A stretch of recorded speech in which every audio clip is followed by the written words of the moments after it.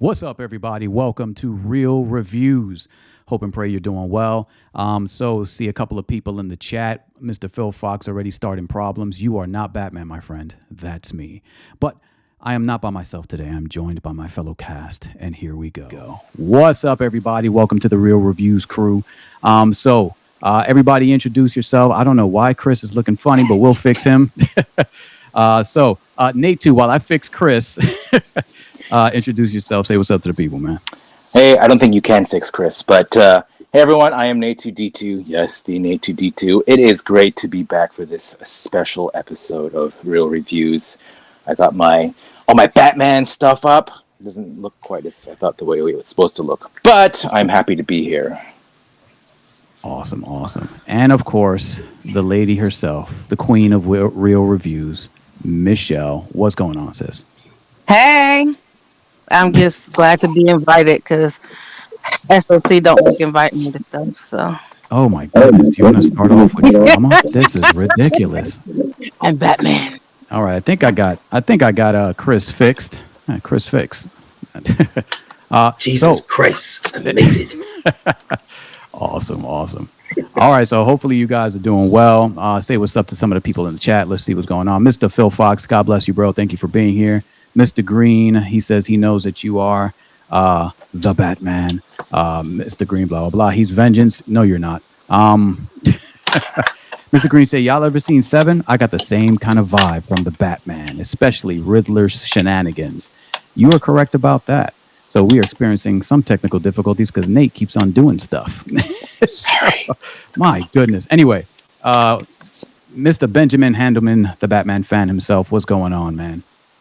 So hopefully you guys are doing well. We'll get Nate fixed. So I guess the best way to kind of do this is let's just start with just general thoughts. Chris, do me a favor, man. Give me your overall general thoughts of the film, bro. This was the greatest movie in the history of cinema. No, I'm just joking. Oh, well, you know what? I was real quick. I initially heard it was coming out, and I was like, "Oh gosh, not another Batman! Like we need one of those." And then I found out that they were doing noir, and even though Matt Reeves was associated with it, I was still a little leery. And then I saw that first trailer, and I got a little bit excited, and because I felt like the tone, it was going to be different than anything that I'd ever seen. And then I've seen it twice, and then the first time I saw it, I was overwhelmingly satisfied. I very much felt like while this was Batman, a character who I had seen portrayed multiple times, it was certainly a new way in live action, and it was refreshing, and it was intriguing, and it was done in a very beautiful cinematic way. So I thoroughly enjoyed it. Awesome. Nate, overall thoughts of the Batman? So I'm still processing it, and unfortunately, since it's still in theaters, I wasn't able to watch it again. So I feel like I've forgotten a lot already. But from what I remember, it took me a little while to get into the film, just because it's a new version of Batman, and so I'm sort of scrutinizing it. And unfortunately, now after being part of Real Reviews, I kind of have to I was in my Real Reviews kind of mind, thinking, okay, what am I going to say here? What am I going to say there? How can I be analytical about this? So, but it took me a second. It took me a minute to get into it. I will say by the end of it, I didn't necessarily love it. I did like it. I think Robert Pattinson did a really good job. He had a really good voice.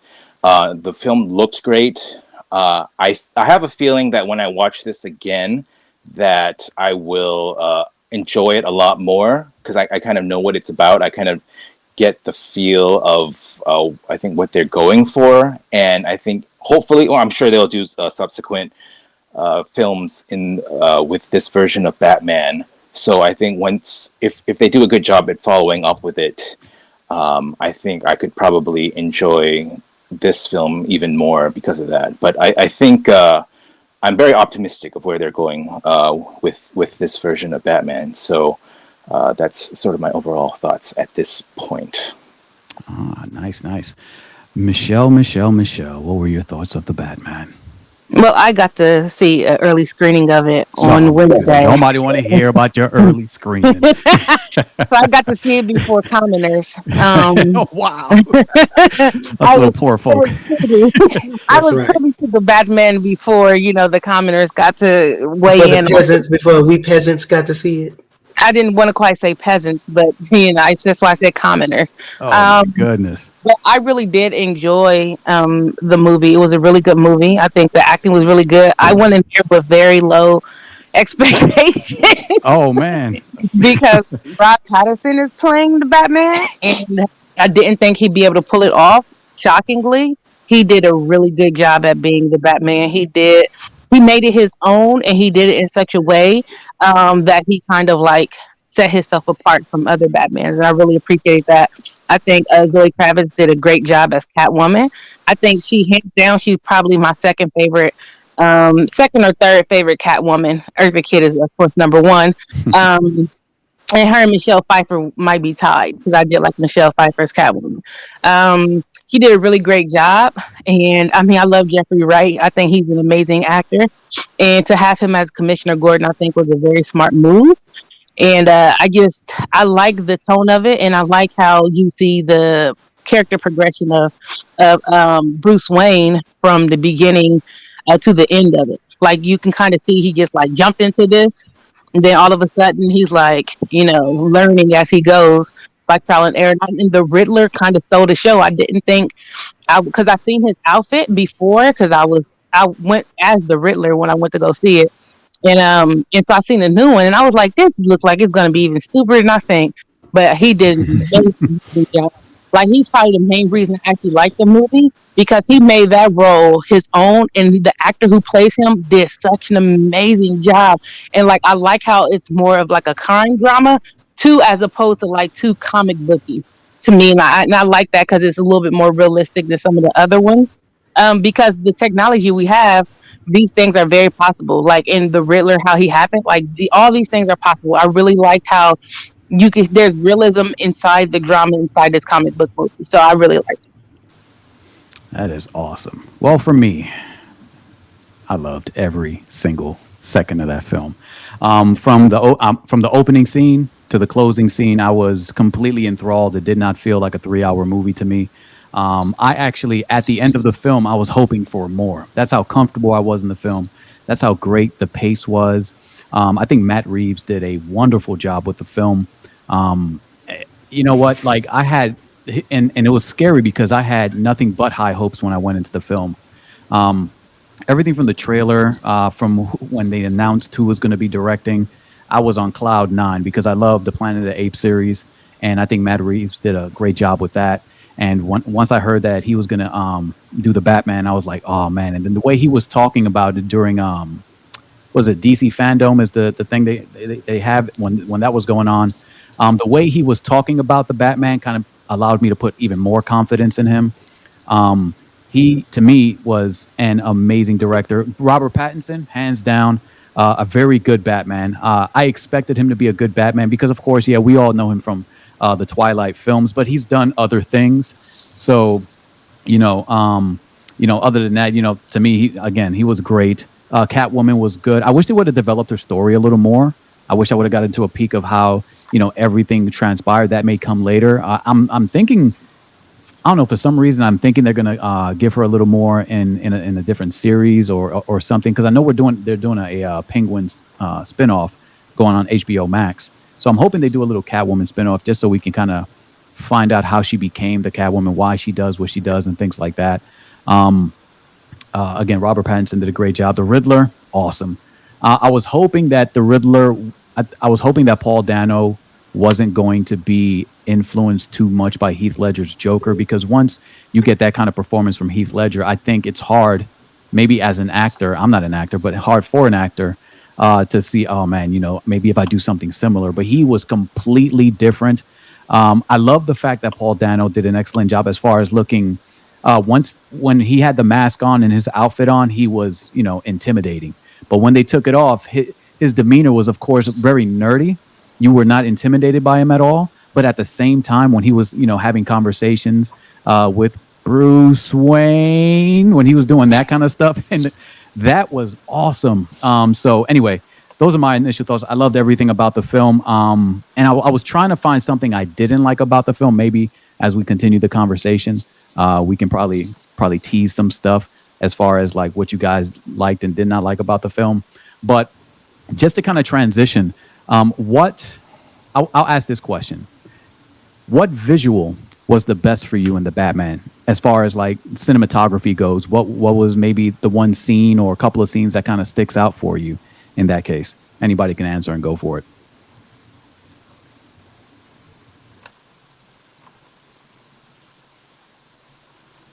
I love the opening monologue where Pattinson's Batman is describing the anxiety that he strikes in society, and it opens with these like three different scenes of crime. There's some guys tagging a bank or something like that. There's some guys on the subway that are just randomly assaulting people. And then, goodness gracious, I can't remember what the third one was. And Pattinson's kind of describing the effects, or describing, like, kind of introspectively describing what he's been doing and how its effect was. And then he talks about how his presence strikes fear with people. And they think that he's in the dark everywhere. And it keeps going back and forth to the three scenes, and it's showing these dark spots because everybody's doing these things at night, and like then they hear like a rattle or something blows in the wind, and it's like they're all looking in the dark spot looking from him, and then they're cycling through these scenes, and then finally he walks out of one of the dark spots. Like everybody feels like he's there. He's only one guy, but everybody kind of feels like he's there because of the work that he's been doing. I thought that was a really good a well thought. There's so many really good, well shot scenes in it, but I really thought that opening monologue really set the tone for this film cinematically, and was just beautiful in the way it was depicted. That's all. Hey, you stole my scene, man, because that was the one I was going to talk about, bro. Once they opened that monologue, and every time, it was one of the things that I think that worked in this film, or that Matt Reeves did, was to show how the criminals are afraid of Batman.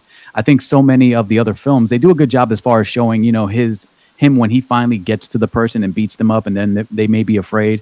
But just that initial fear of being afraid, even when he's not around or when the light hits the sky. And then, like you said, they were kind of zooming in on the darkness. And it was interesting because this is why I feel like I need to watch the movie again, because I swear that in that darkness, they were showing it kind of span out and grow, almost like the darkness was growing. Not that the camera was just sitting still, but that the darkness was growing. But I got to look at it again. But yeah, that was one of the scenes that stood out for me. I was like, he took it. But that is awesome, man. That initial fear. Nate or Michelle, any cinematic sequences or anything visuals kind of stood out for you in the film?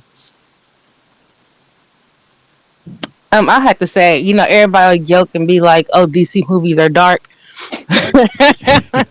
So actually, my favorite part is actually the darkest part of the movie, when he is fighting everybody, and it's like really dark, but you see flashes of light, so you can see how he's like beating everybody up. Yeah, I think the way they kind of Falcone's penthouse. Yep, at Falcone's penthouse. I think the way they kind of played off of everybody saying, "Oh, DC movies are dark," and how they shot that, I thought was like very genius.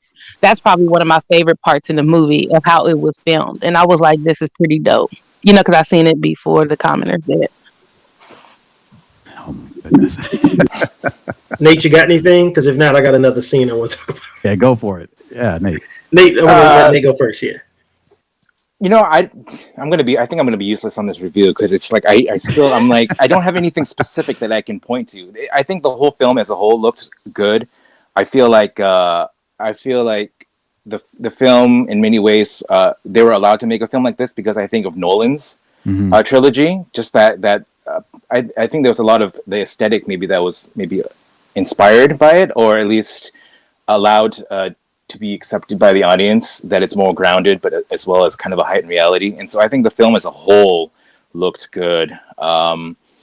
again, normally I try to watch this like on Sunday night so that everything is fresh in my mind. So there's, there's nothing like specific that I can point to. I will say, just kind of jumping on what you guys said, and this might come up a little bit later as well, but I did feel, you guys brought up the monologue. I kind of mentioned this to SOC offline a week ago, I think.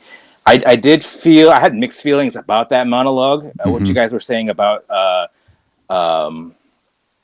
it felt like in some place I liked it in some places. In other places it almost felt like they were telling instead of showing what they were trying to get across in some lines, not like the whole of it. I think because it sort of worked, but there were some times when I felt like they were explaining what the bat signal meant, or where they could have just showed it, where instead of saying it's a symbol of, I don't know what they said, of fear or something like that, or hope.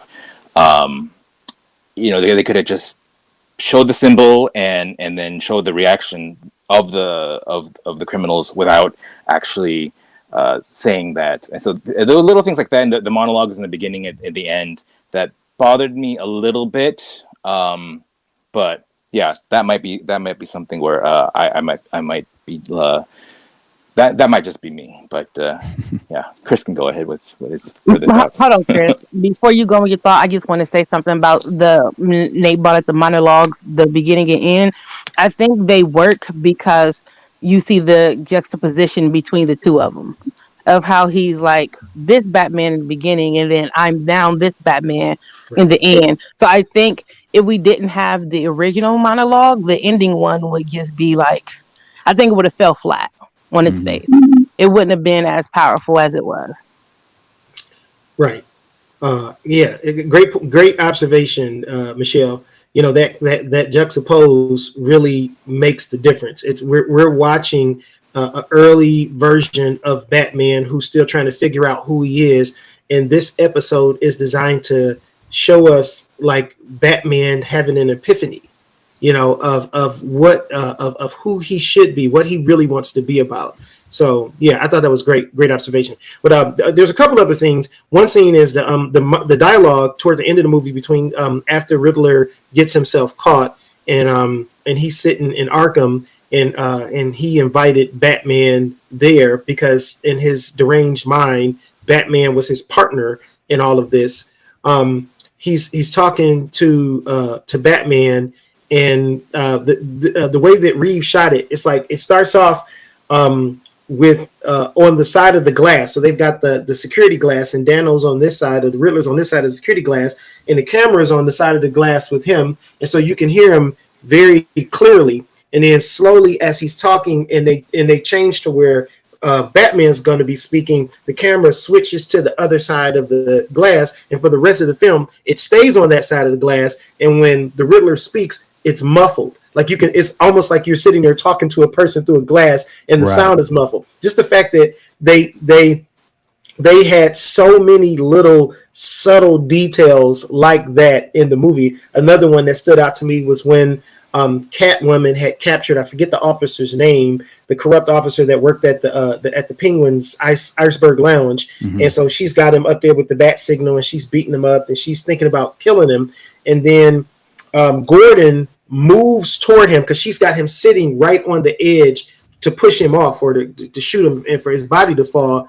And when Gordon moves toward the edge, his tie starts to fly. And it's like a scene like that. That's something that's subtle that you might not think about, where you're just be like, hey, you're shooting a scene and the drama is what you want people to focus on. So you're really not paying attention to like the peripheral things that sometimes are out of place, because if they're doing a good job, the dialogue's there and the cinematography is there, you're not even paying attention to those little details. And there was just so many places in this film where these little details were so on point that I was just like, wow, this is amazing. The attention to detail that he put into the cinematography was just really amazing, in my opinion.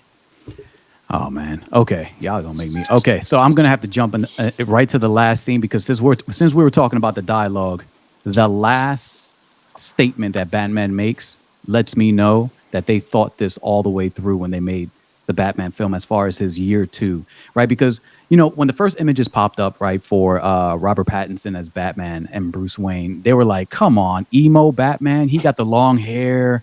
and all this, and he doesn't look like the standard Bruce Wayne. But I'm like, that makes perfect sense because he's not that guy yet. He hasn't, reconciled the Bruce Wayne and the Batman persona.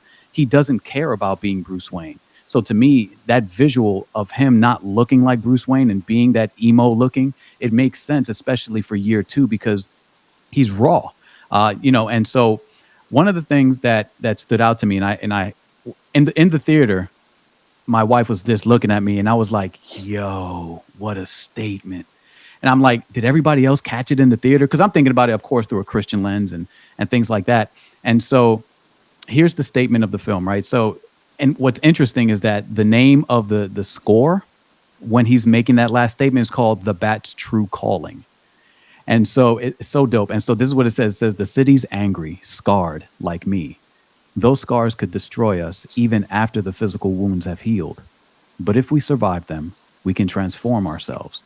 They can give us the power to endure and the strength to fight. Vengeance won't change the past, mine or anyone else's. People need hope." And so, I was in the theater, like, I was like, I was like, man, I said, okay, so what's our true calling, right? So that was my thing. And, all of us are scarred in some way from our past, as Christians. And, we've had to overcome a lot of difficulties depending on, whatever background we come from. But one thing that I thought was interesting, that while he was fighting with the idea of vengeance. He wasn't thinking about giving people hope. And us as Christians, our whole identity is in Christ and showing Christ to the world so that they may have hope. And I just thought it was really cool how he touched on vengeance and how he realized that it didn't do anything. And I think one of his epiphany moments was when one of the fake Riddlers looked at him after he knocked off the mask. It was actually the guy. It took me a second because I had to look back, and I was like, yo, that was the same guy in the church. That was the guy from the funeral. Yeah. And I didn't think about, I was like, yo. And so he said, "I'm vengeance." And then he's like, "I'm having the wrong effect. I'm not having the effect I thought I was supposed to have." And that to me was just so cool about the fact that this Batman is growing. And now that he has that, I expect in the second film for him to be a little more polished as Bruce Wayne, to have a little more care for the Bruce Wayne name. Because remember, that was his whole thing with Alfred. Alfred was like, "You don't care about your legacy," so forth and so on. And of course, in that moment, he didn't care about that, because all he cared about was making people suffer because he suffered. And so I expect in the second film for him to have the, maybe the fade with the cool hair so he can look a little more polished. He's not going to be as emo, I don't think. And I think it's going to be a lot better. But for me, it's like, if you take that perspective into consideration, the emo Batman makes sense. Because if he was all polished now, it wouldn't make sense with his character and the development. So anyway, those are my thoughts. How about you guys? As far as like that, any scenes, does that statement even ring a bell? Do you remember it? Just let me know. I like the fact that his parents aren't perfect and they kind of show like real life of what families actually go through and the mistakes that his parents made, that he's still suffering. Because, he said the sins of the father will be visited to the son. Mm-hmm. And so he's like, he didn't know any of these things. So now he has to find out like all these secrets on his own. And Alfred's like, "I never wanted you to know." And I think finding all these things out also helped him to become a better, not even Batman, just Bruce Wayne. It helped him become a better Bruce Wayne. I did want him to go, "Martha," like one time after he found out about his mom. But it's like his mom is at Arkham and his mom was crazy and she was in Arkham Asylum. I was like, oh, that is just poetic. And so I really appreciated the fact that it was very realistic and his parents wasn't these perfect people that we would normally see. I'm glad it wasn't another death scene of his parents as well in the movie. So I appreciated those aspects as well. Awesome. Anybody else? Nothing, Nate. Nothing. If you have something, you can go first.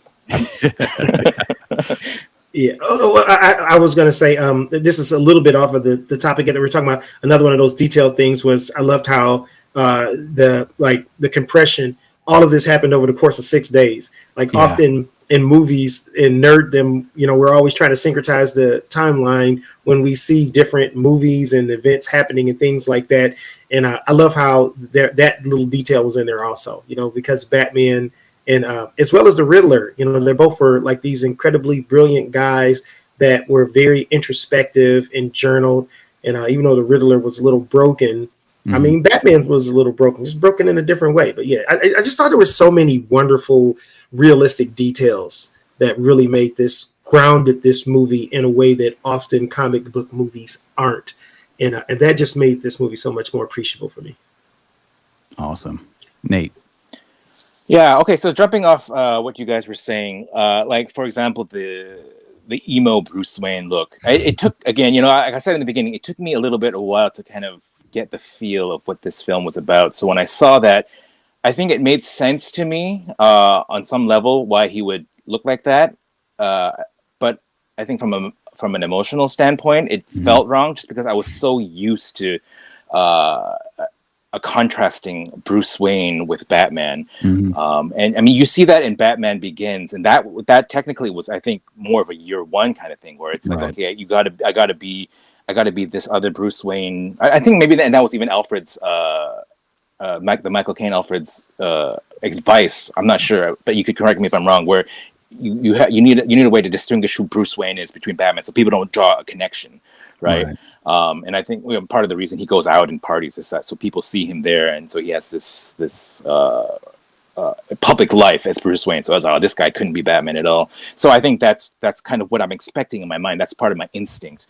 And so it took me, I kind of had to intellectually say, okay, this actually does kind of make sense for an earlier Batman, even though this is like later than the Nolan, version of the Batman, in terms of, this is year 2, whereas Nolan is year 1.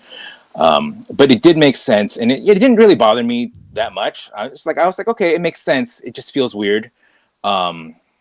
But yeah, I liked it. I think it felt like the way he was publicly, it just felt like it would make sense if he was like, moody like that with Alfred, or just in private. Publicly, he would have been, the playboy, which I guess we'll probably see later. So it would make an interesting contrast with this version of Batman. And what Michelle said about his parents not being perfect, I think when they were kind of hinting that Thomas Wayne might have been corrupt, I was like, oh, this is interesting. I don't know how I feel about this. I like the fact that he was ultimately a guy with integrity that made a mistake. I think that works. And I think that's good for this version, because by and large, I think Thomas Wayne, except maybe in the Joker version, has been pretty perfect, which I like. I like that, just to kind of think, okay, Batman has this, figure that he can look up to, or Bruce has this figure that he can look up to, and want to make proud. And I think there's just something.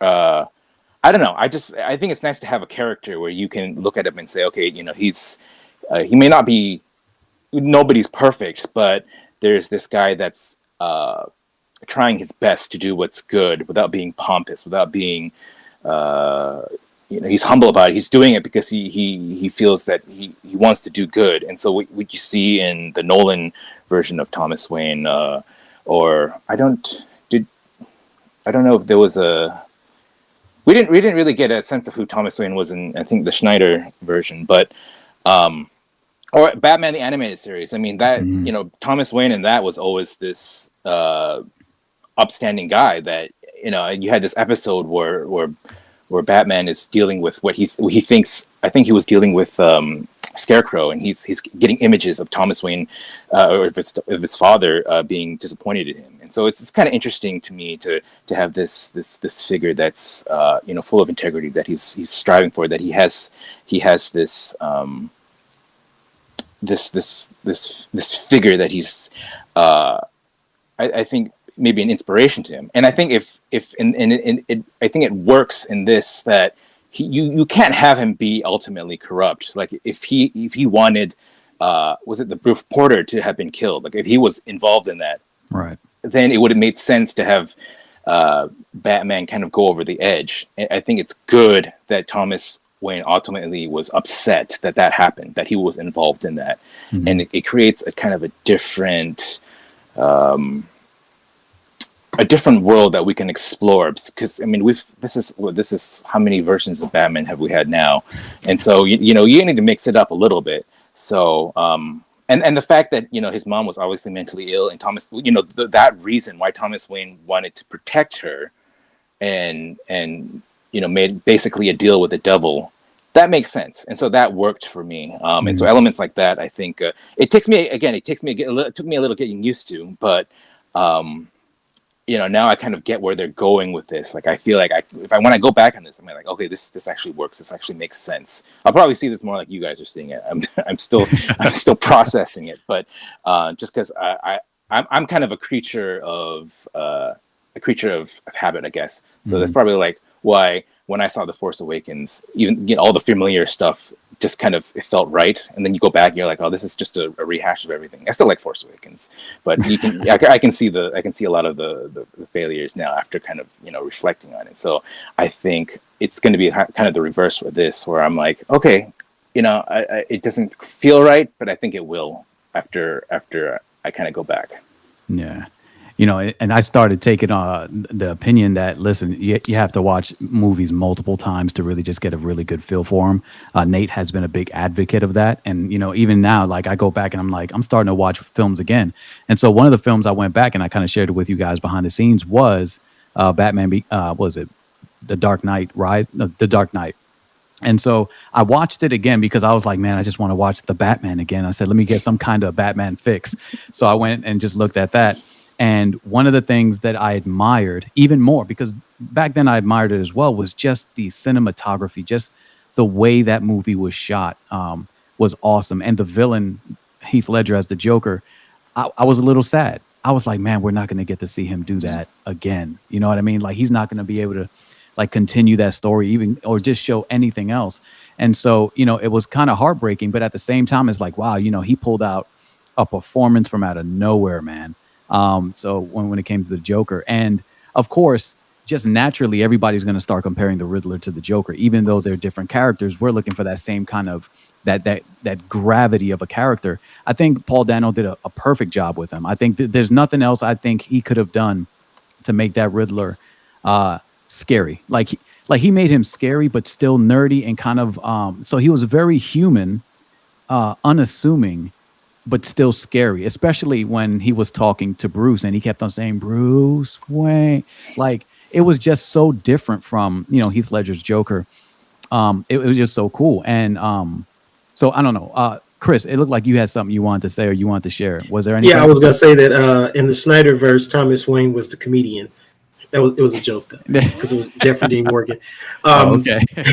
But no, speaking of that scene that you were just talking about, actually it was a scene we were talking about earlier when the Bruce Wayne scene that you just kind of quoted, and like there was a there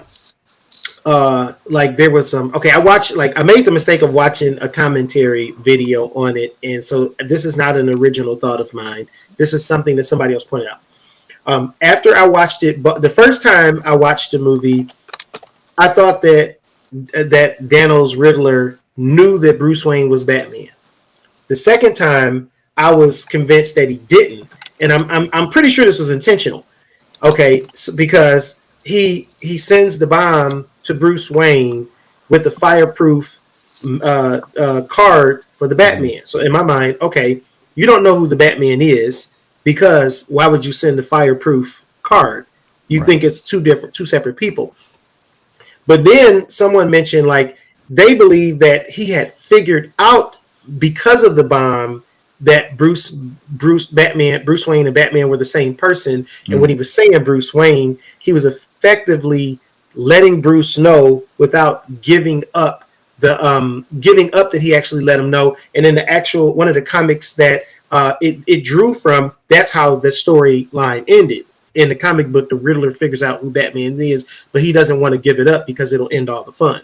So that was one of those really rich and complex scenes that like literally I saw the movie twice and I walked away each time thinking differently. And I'm thinking that, oh, wait a minute, I think they shot this way intentionally for it to be confusing like that, for you to, kind of make your own decision on whether or not that was the case. Right. So yeah, that was one of the things that kind of stood out to me in the movie as well. How complex it was, as simple as it was. Random comment. I kind of disagree with Michelle. I thought that Zoe Kravitz is the best. I thought there were several depictions of characters in this film that were the best depictions that I've ever seen in any live action. I thought that Jeffrey Wright as Gordon was so grounded and he just this grungy, wittingly cunning. He's very intelligent, but grungy, just honest street cop, detective. So I really appreciated Jeffrey Wright as Gordon, and there's a couple of Gordons that are like outstanding actors in their own right, and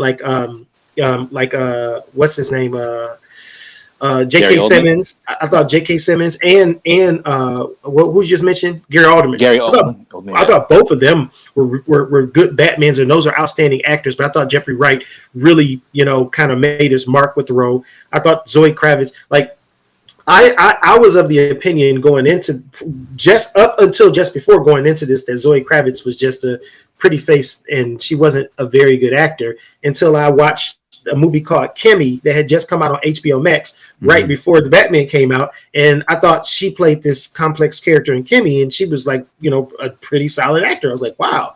And then to see and pull off a very iconic character like that, and there's been some bad renditions. Think Halle Berry of Catwoman.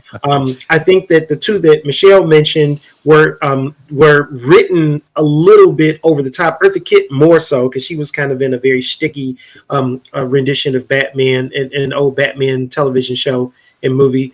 And then I thought that the Italian girl, what's her name? The girl who played in the Michael Keaton Batman played Michelle Pfeiffer. I thought Michelle Pfeiffer played I thought previously Michelle Pfeiffer was probably the best Catwoman because she was a little bit more grounded, but she was still a little bit eccentric and a little bit over the top.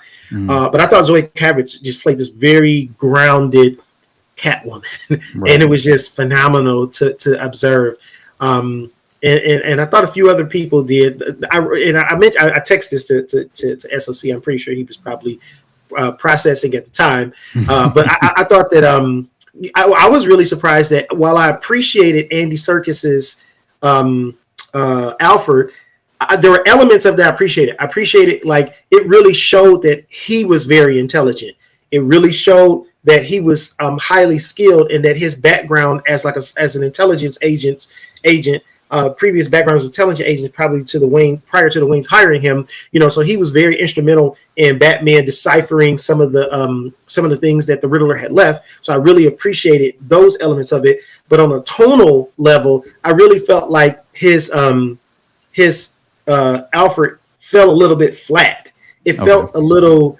It didn't feel like there was an authentic relationship between he and Batman. I thought that.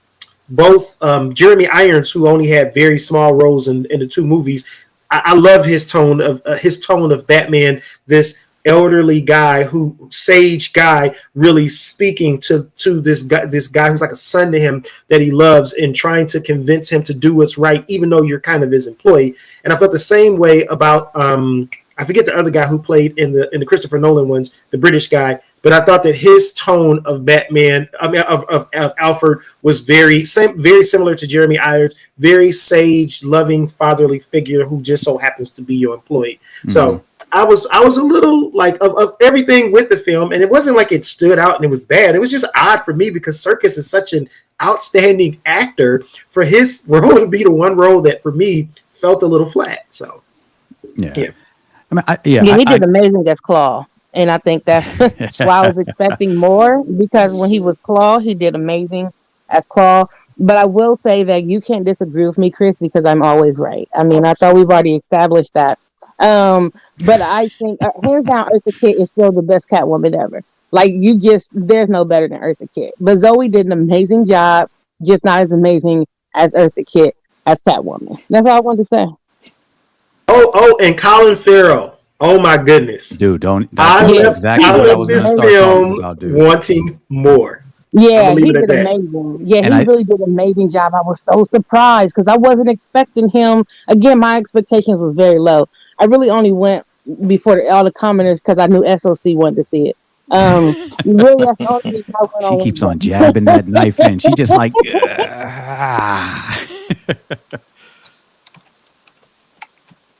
What Jordan? Come on, you talk about Colin Farrell, man. That was brilliant. Can you guys hear me at all? Yeah, I can hear you. Oh, Yes. okay, cool. All right. Yo, so Colin Farrell to me, absolutely phenomenal. So one of the things I noticed immediately when I watched the Batman was their homage to the Penguin Walk. I was talking to Nate about it, and I was like, "Man, you didn't pick up on it?" Is when he was handcuffed and he actually did the side. I was like, "Yo, that is such a dope way to pay homage to that without actually making it a part of the character." Um, because of course this is more grounded. He didn't fall into a river, and the penguins didn't come and just guide him like it was in Batman Forever, which was pretty dope. I mean, as far as the fantasy goes, but the fact that Colin Farrell, like, because when Colin Farrell speaks, he has an accent. It wasn't even there. He had that. I want to say like that Jersey accent, kind of. I think he captured that wonderful. I think he did an awesome job as far as like showing that he has some gravitas while still being a little bit afraid of Batman, right? So I think he balanced the character well, and I think a lot of people, like I guess the people who watched the movie like before it was shown, maybe the early screenings, even before Michelle, right? So his whole directors got to see it before me. only the directors, right? But I think the early screenings probably pushed them to make or to go into, okay, we got to do a spinoff with Colin Farrell as the Penguin, because that's why I think it's going to HBO Max hands down. Like, they're going to make a ton off of that because he did an excellent job with that character. Plus, you got to talk about the makeup, man. The makeup team, like there was like, okay, so if you guys didn't know, would you even get close to picking up that was Colin Farrell in that makeup? The SFX on Colin Farrell was was pretty dope. Oh, Like, you the whoever cosplay queen. sculpted- You need to talk about this, Michelle. but whoever like molded that face and like sculpted it for him, they really took their time, and you could tell like the attention to detail to that. So I can't imagine how long it took for him to get into that makeup, because that was a lot of time, and just and then the way he acted, the look and everything was perfect. And I was thinking the same thing, if they're going to have a spinoff, which I was like, about time. They're having actual live action spinoff. I think Penguin would be the best, because it kind of put me in the mind of John Wick, where we have like this whole underground, thing going on, and it's like a whole different kind of world. And so to see that separate from like the Batman movies on how he operates his underground club and all the corruption that's in Gotham, when we see the actual like Year 2 movie, we can kind of see how they all correspond to one another. Yeah, I think they did a lot of really good world building without getting too deep in this first film.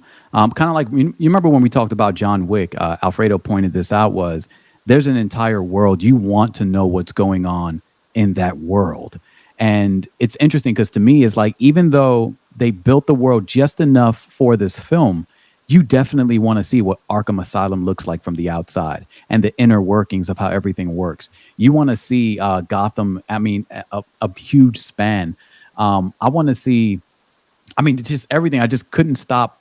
Like, I was just too even now, look, I'm at a loss for words, because I want to watch the film again. Like I told Michelle, I was like, yo, when I say Michelle, I'm talking about my wife. I told her, I was like, yo, I want to watch this film at least 2 or 3 more times in the theater. And to me, hands down, no, Michelle's not going to like me for this, but the best way to watch this film is Dolby Digital, not IMAX. Because to me, that was the best way to watch it, only because of the sound quality. And you can tell they put so much science into that sound quality. And so I'm going to steal this because I'm pretty sure everybody wants to at least mention it. But the very best, hands down, Batmobile startup is to this film. I don't care what anybody says of anybody else. Listen. Okay. Dude, go ahead. No, it reminded me, it almost came off like a stolen scene from the Christopher Nolan with the Batwing. when the Oh, police when he's riding on the motorcycle and running away, and the police think they got him cornered, and the district attorney thinks he's about to run for mayor, and he's like, hey, I'm about to make a name for myself. They get him in this corner, and then all of a sudden the lights light up on the Batwing, and then boom, he flies out of there. It was reminiscent of that scene for me. So I do appreciate it. I did love how it happened, because it was different in a sense that, like, Batman's laying on the ground and you think that, he's about to get got, and then he's gone, and then where's he at? And then the Batmobile fires up. So right. I did appreciate that scene. Nate, what are you doing, man? What are you doing? I don't understand what's going on. Oh my goodness, dude. Did Nate figure out how to move himself? I don't know what Nate figured out how to do, anything. Man. I am not moving anything. I didn't know who was moving. Okay. So I got to talk about that scene, man, because to me, listen, I was in the theater, and I'm in Dolby Digital. This is my first time. I never watched a film in Dolby Digital format before, so I'm watching it, and you expect it to have like a quick startup, like, Nate. It's not me. It's not me. Anyway, I don't know what to do. Nate, you're just gonna disappear for a second or something. Oops. That was me. That last one was me. I clicked my stand. Oh my goodness. Okay. So, all right. So the startup, right? So the whole Batmobile startup. So for me, you expected the startup to just be quick, right? There's that woo, but it wasn't. It was long, and it was like drawn out, and the sound quality was so awesome. The way it started, it sounded like a jet about to take off, and the fact that it took so long. And that it struck fear in Penguin's. Like, if you looked at Penguin's reaction, he was looking at it like it was a space vehicle. And so to me, it was like, oh man, they really captured the fear of the Batman, the Batmobile. I just thought it was awesome. I mean, I can't think of any other way to, like, as far as like a better introduction to a Batman Batmobile than that, man. Because to me, that it killed me. I was in the theater like, yo. I didn't say nothing because I didn't want the sound to stop. It was like, and I even watched it. And here's the crazy thing: I went to find that scene again on YouTube, because I'm like, somebody's gonna upload that thing. So I was like, I went to go watch it. And if I'm so glad I heard it in Dolby Digital first, as opposed to off a YouTube video off regular speakers, because it did not do it justice. And to everybody out there, if you want to hear that Batmobile start up, man, you got to do it in Dolby Digital, or at least in the theater where you have some really good surround sound. So for me, it was cool, man. Just that, and the car chase scene. Yo, can we talk about the quality of that chase? The way everything was breaking up, how he was hitting. Penguin was like, what was it? Did he shoot, or did he smash into a like an 18-wheeler? And it caused like this whole chaotic event on the interstate. And the way they captured that was absolutely amazing. Like the visual, the angles. I love that they had the camera mounted on the car, so you got that reverse view. I love that they did that. So I don't know. You guys tell me, what did you think about the car chase scene, the Batmobile startup? I mean, go for it, man. All I want to say is I didn't like the Batmobile. I did not like that new Batmobile. Okay, why didn't you like the Batmobile? I can't get mad. Go ahead.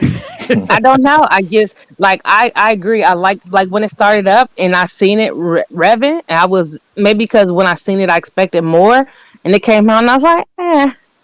But I mean, I like the car chase scene. I think for what it is, I think it's more realistic than the other Batmobile. So I guess right. I give it an A for effort for that. But I didn't like that Batmobile. I was so disappointed. I just was like, who made this Batmobile? Why did they? It was just terrible. It was such a terrible Batmobile. Like, we get a good movie in a terrible car. You were killing me. You were breaking my heart slowly. Like, she's tearing it out of my chest, man. I'm sorry. I love you, Jordan. You are one of my favorite brothers. Don't tell Nate and Chris. But I did not like that Batmobile.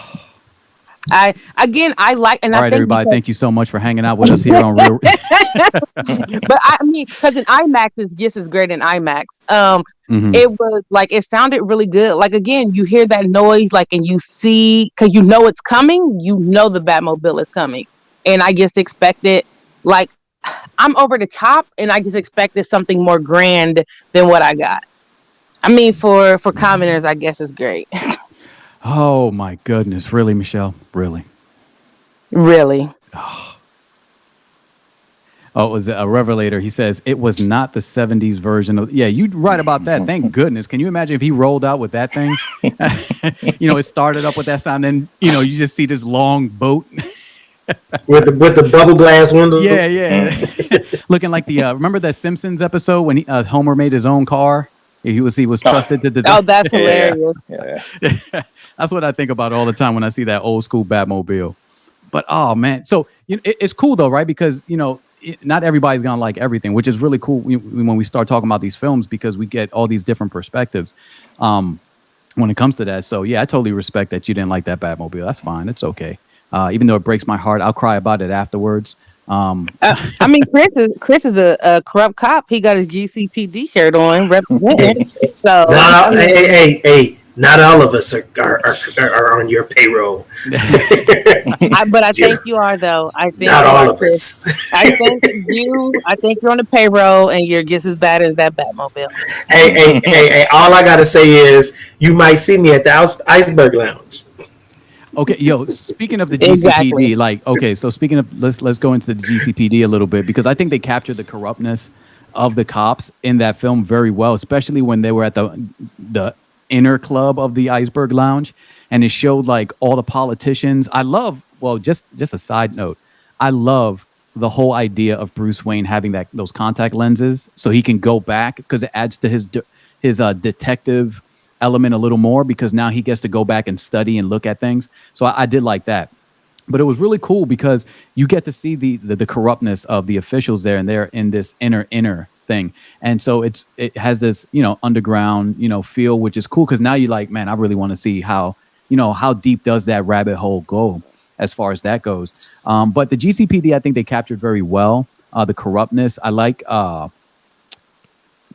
that some of them were like, okay, so of course the trailer scene that everybody's familiar with when Batman walks onto the crime scene.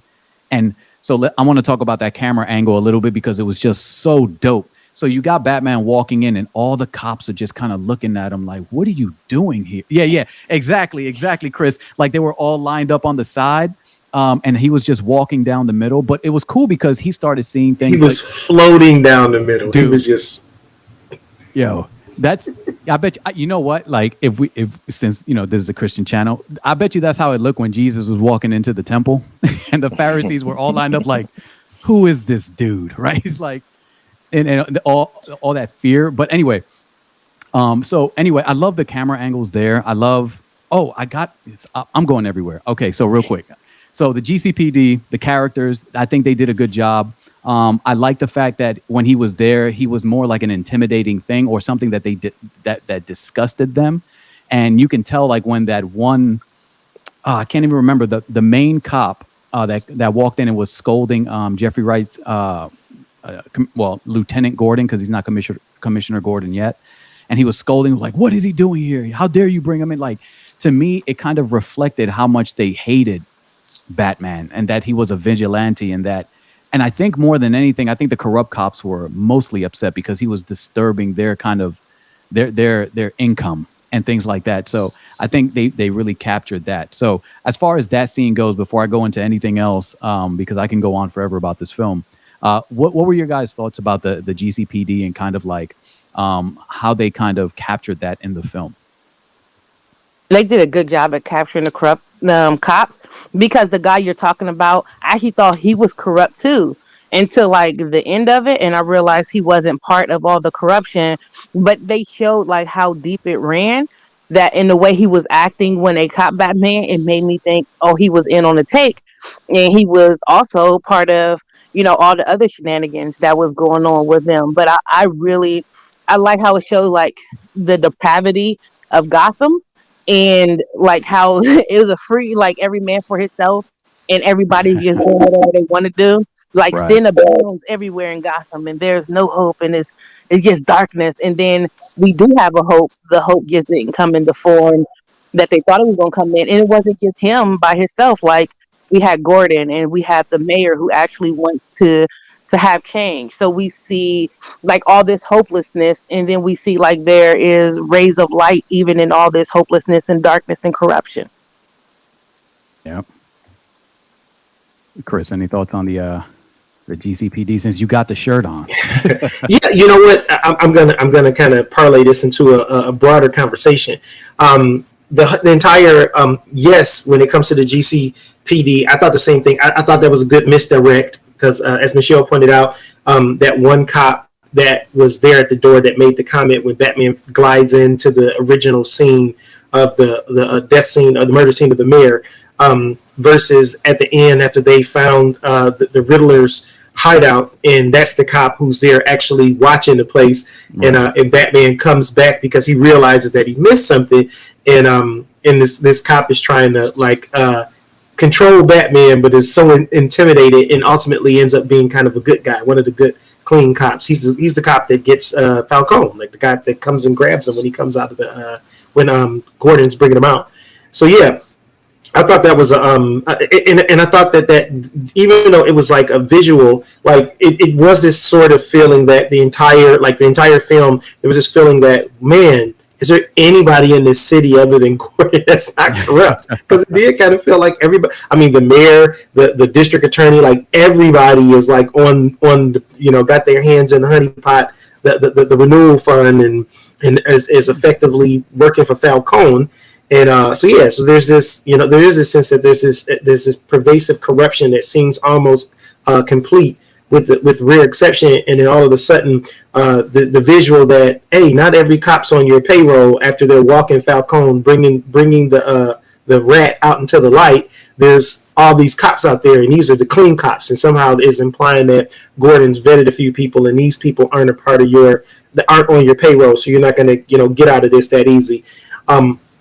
Also, broadening the conversation and getting kind of back to something we've touched on quite a bit, like this grounded, this just beautiful groundedness. And it's even related to this Batmobile, like this Batmobile being this very grounded vehicle and not some elaborate high-tech tank like in the Dark Knight, where it's really Batman using not only his monetary resources, but also his connected resources, having this R&D, this division where he has like available to him technology that isn't widely known.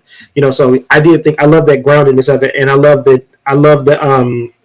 little elements like in Nolan's Batman hid his identity by talking with this weird accent that we all focused on for a little bit, whereas in this Batman, what he did is when there were other people around, he whispered. Like Batman spoke really low and only talked to Gordon. He's in a room full of cops at this scene at the mayor's mansion when he's going there to read the letter because the Riddler had left this letter for him. And so when all these cops are around, he's like whispering to Gordon. And you don't think about it. Again, it's very grounded, very subtle. I didn't even think about that. Now that you brought it up, it's like, oh, of course, obvious. But I didn't even think about that. That's a good point.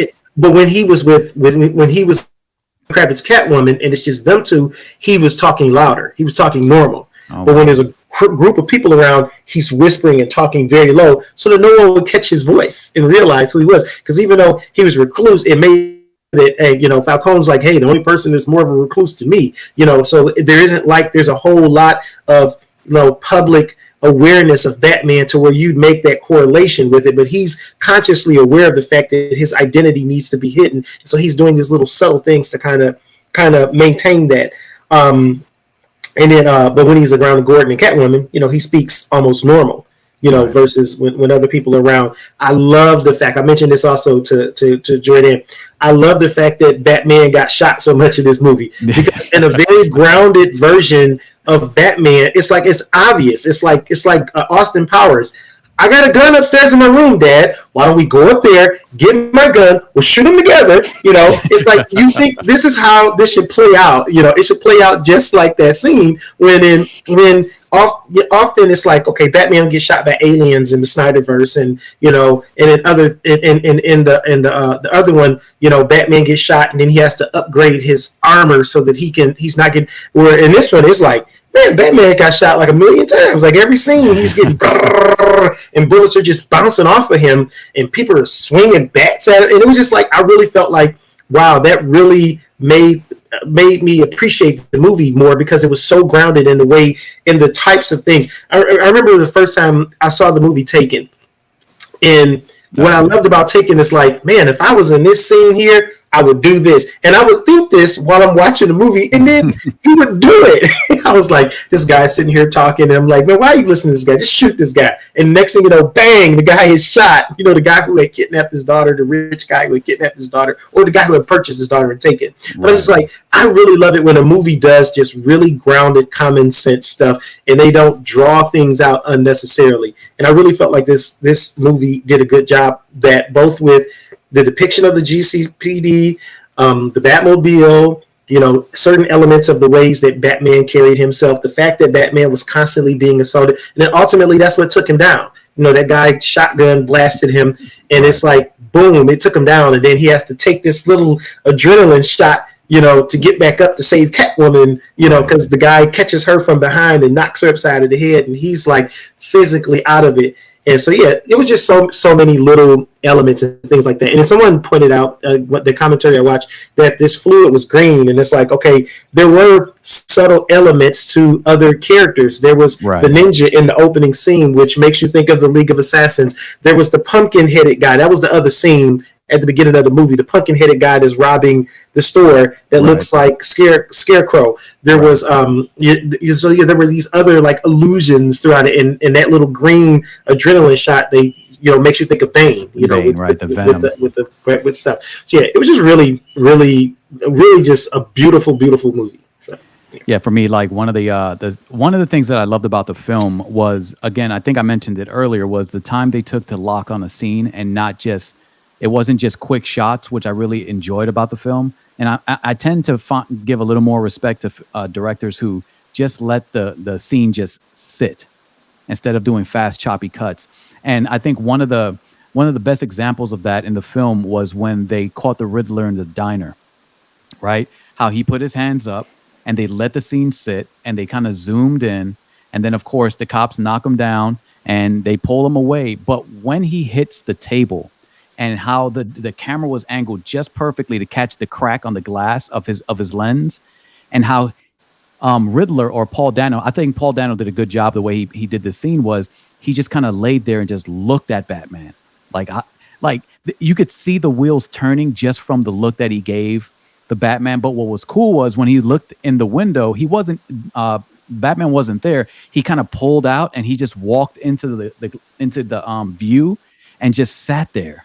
I think I was going to say Paul Dano, but Robert Pattinson, the way he looks with the cowl and the way they both were just looking at each other, it was like their wheels were turning, like they were trying to figure out each other.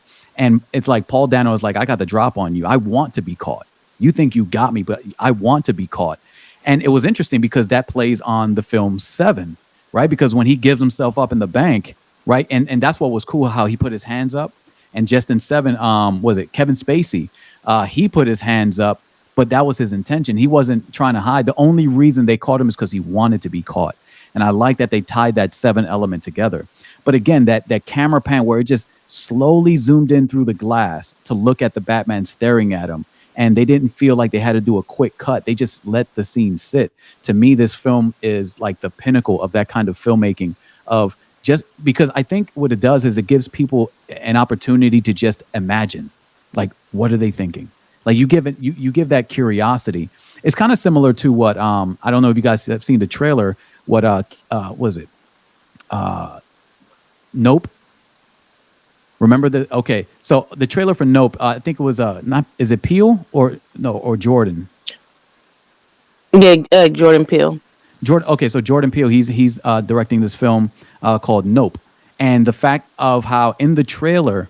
You notice that the title comes down, and you guys got to go watch the trailer so you see what I'm talking about. It seems to have to do with aliens of some sort or something, but how he just kind of focuses on the farmhouse and just lets it sit. And I remember, I believe Warrior Woman was talking about it in the chat, and I said that's an element of allowing the audience to imagine before you show them.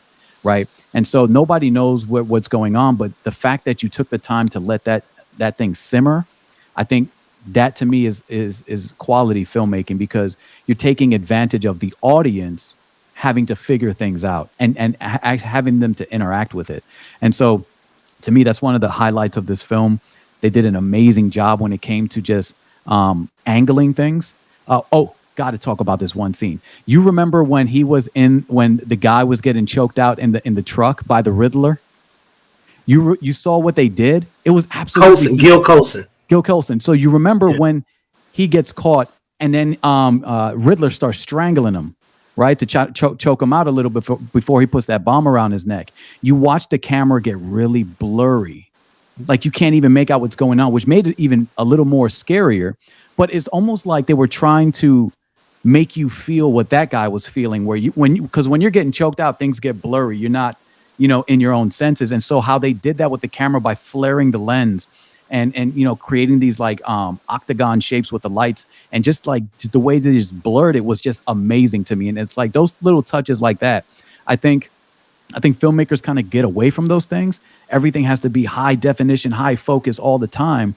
And I'm like, just tell a story with the camera. And I think they did a good job when it came to that. I don't know. What else you guys think? Well, I think Falcone's a deadbeat dad. I just want to throw that out there. He does not promote human flourishing. He abandoned his daughter. Just want to say that. And I also want to say the scariest thing to me about Riddler is that it can actually happen. Like, there could be someone who takes on the persona of somebody like Riddler and come out in the streets and make nonsense, like, and make this happen. I was just watching, like, we have people out here doing similar things, rallying people up and rallying the troops to commit these kinds of crimes. Like these, I mean, we had January 6th. There was a Riddler behind January 6th. All I'm going to say is it's very possible for somebody to come and be very charismatic and be have animal magnetism and make these kinds of things a reality here in our own nation. And that's kind of scary. Mm-hmm. Like, the Batman wasn't scary, but just to know, like, when you watch how he, like, when he's interacting with people online, this is how people interact with some people online. And I'm like, it's like, it shows social media is a gift and a curse. Like, without it, we wouldn't be doing this. But with it, we get Riddler. So I just want you guys to think about that. You guys need to go out and preach the gospel to everybody, because we don't want a real Riddler. And if you are the Riddler and you haven't accepted Jesus as your Lord and Savior, now's the time. If you're Batman and you haven't accepted Jesus as your Lord and Savior, now's the time. If you're corrupt GCPD, get to whoever. If you ain't accepted Jesus, the offer is there to you now, but it does show me that, like, there's the urgency for us to really preach the gospel to people. Mm-hmm. Because these things, like, this Batman isn't let me just get lost in the dreamland. This Batman is, wow, this could be real life. There's deadbeat dads, there's underground clubs, there's people, inciting riots online. Like, all these things can be real. Like, these things can actually happen. And it's an urgency that we actually go out and do the Great Commission in order to kind of like curb some of this, because some of this is because we're just lazy Christians. So y'all lazy Christians get together, and yes, I can be very common is for Jordan. I misunderstood. I'm lazy. Of all the people, me? I have to say it. What you get me for? As a matter of fact, if you think I'm lazy, go over to Servant of Christ Ministries and see what I'm doing over there to study the Bible. And while you there, make sure you buy some teas and purchase Judaizer. That's all I'm going to say. There's a whole playlist on Galatians Bible study. And if you like to see more SOC and Chris, there's a whole playlist of Romans, every single chapter, and they just nerd out about Romans. It's a very beautiful thing to see. Michelle, I was misunderstanding what you were saying initially. I thought you were saying like there could be like a psychopathic, person going around setting traps, and I'm like, not in the digital age, not in the age of AI. Like, to me, it's virtually impossible to do what the Riddler did today. With unless you're like the Unabomber and you're like completely off the grid, and you still got caught. He still got caught. But Yeah, I think it's almost impossible. But I do agree with you. Not halfway through, I realized you were saying like what Donald Trump did in inciting people to go down to the Capitol and to protest this election that he believed was unlawfully acquired. So no, but I'm saying like as an analogy, I get what you were saying. You were saying how people have the ability, because like that was part of the story, was that the Riddler had this little secret, dark web website where he had gained all these followers or acolytes who agreed with him enough to go out and to try to shoot a bunch of people at the stadium at the end of the movie. And I do think that Americans are very sociopathic, and the January 6th, Capitol incident is certainly an example. Or here in Michigan, like people were always going to the Capitol with their guns during COVID, protesting the regulations that were being in place. So there's certainly this element of sociopathic behavior that seems to run through like kind of the American psyche, and we see these events happen. So I certainly agree with you on that. And this something that you were talking about, Jordan, is what triggered, like when we were talking about Peter Skarsgård, Peter Skarsgård, who played Gil Coulson, another phenomenal, even though it was a very small bit role, just an outstanding actor in a role that was played very well. And I thought about that because somebody in the comments was talking about a couple of the unrealistic things was that the buckshot that put Batman down at the end didn't hit his face, and then the bomb didn't hit his face. And I was like, when the bomb scene, before the bomb went off, Batman put his suit, which is like up to kind of shield himself for it as he got blown back. So that, even though that's still a little bit unrealistic, I feel like it's a little bit more realistic because his suit was very durable to be bouncing bullets off of it the entire time. The buckshot scene, slightly less realistic, that someone shoots you in the chest with a buckshot from 6 feet away and none of it make it up to your face. But I love that scene at the funeral where Gilson is and this goes back to the dirty GCPD thing where he's like answering. He got 2 minutes to answer these 3 riddles. That was a very tight scene. That was nice. It was. And then like, what's the price of a rat? How much were you getting paid? $10,000 a month or something like that. Right. And then when he asks him the final question, who's the rat? He's like, just kill me. And it was like, it's like the GCPD is so dirty. He has zero confidence. The district attorney has zero confidence that they can protect him. And he's like, it's so real. He's like, I got family. I got too many people. I'd rather just die myself than to give up the rat and to live with the consequences of all of the loved ones that I have dying because of me. And that was a very well written and shot scene right there also. Yeah, I think Jimmy Yu, he says it right here. He says, how his face not get shot, though? Matter of fact, I couldn't believe that there was no scratch in his face or on his face when that bomb blew up just a step away from him. We got to suspend some kind of disbelief, right? But I totally get it. I mean, a bomb like that threw him that far. He has not even dirt really on his face. So of course, I get it, but I suspend, certain belief. We can't have a disfigured Bruce Wayne walking around. Well, that was that Edward Cullen magic that he bought with him. That's why his face didn't. It was his sparkly diamond skin that. It was his sparkly diamond skin. Yep, that protected him. Are we going to get into some of the? Because Michelle just preached the gospel, amen. Woo, woo. Mm-hmm. Are we going to get into some of the theological? Because there were lots of actual theological principles. Like I used to always look for people saying Jesus in movies, because at some point it just struck me. There's 2 things that I commonly see in movies throughout the ages. One of them, I'm wondering if they've picked up on it. One is random black henchmen getting killed. And I can't tell you how many movies that I watch, and it doesn't matter what the genre is. And it's a scene where they have to kind of show some gravity, and somehow, some way, there finds a role that ends up being filled by some black person, and that person ends up getting killed. And me as a social justice type of guy, I think that's problematic, because even though art is intended to depict reality, it also influences people, and I think it's part of the desensitization of our society's collective conscience on the value of a human life. So that happened in The Dark Knight as well. Remember when the Joker told the two guys to fight it off? They were both black. Exactly. I mean, like, you can run down, pick a movie. I bet you if I just randomly pick the movie from my DVD collection right here, I can tell you a scene in it where random, and it really doesn't matter because it's almost in virtually every single movie there somehow ends up this being a scenario. And I think it's in part because our collective conscious already sees a black man as kind of a dangerous person, or a person who's kind of has certain bad characteristics. So to do it to that person, it's more easily to accept, and there are probably other factors too. Hey, we're trying to employ black people because that's something that's in the collective conscious. But it's, I fear that it's doing damage. And the other thing was people mentioning Jesus. You'd be surprised at the number of movies and the randomness of the context in which a person just randomly says either Jesus or Christ or something that's reminiscent of the Christian faith. Right.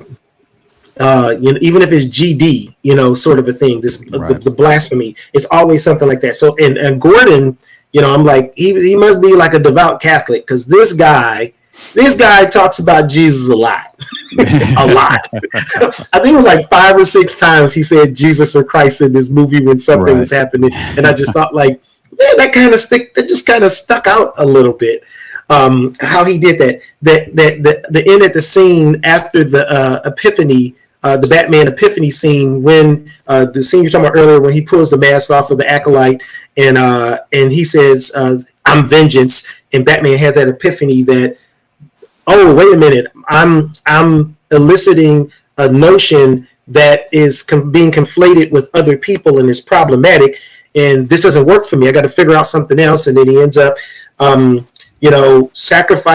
attempting to sacrifice himself, or being willing to, when he gets that high voltage cable that's hanging down, that's about to touch the water down there and electrocute all those people. And he goes down there and he slices the wire, and then he falls into the water and gets submerged. And then he comes back up and goes over and starts saving people. He goes Are you saying Batman was baptized? Batman was baptized, and he goes over and starts saving people, and then he lights the way. He lights his flare, and he lights the way and leads these people into salvation. Right. And so there was certainly this visual depiction of salvation and hope that was being in that. And then ultimately, while this is all transpiring, it seems like Batman's just kind of in the moment doing what he thinks that he needs to do, and he hasn't fully had that epiphany yet. He doesn't fully have the epiphany to the final scene when he's rescuing people out of the debris from that, and then he's helping. They're about to put the EMS are putting the girl on the gurney to be airlifted out of it, and she doesn't want to let him go because he represented hope to her. And in that moment, he kind of thinks out loud in the monologue.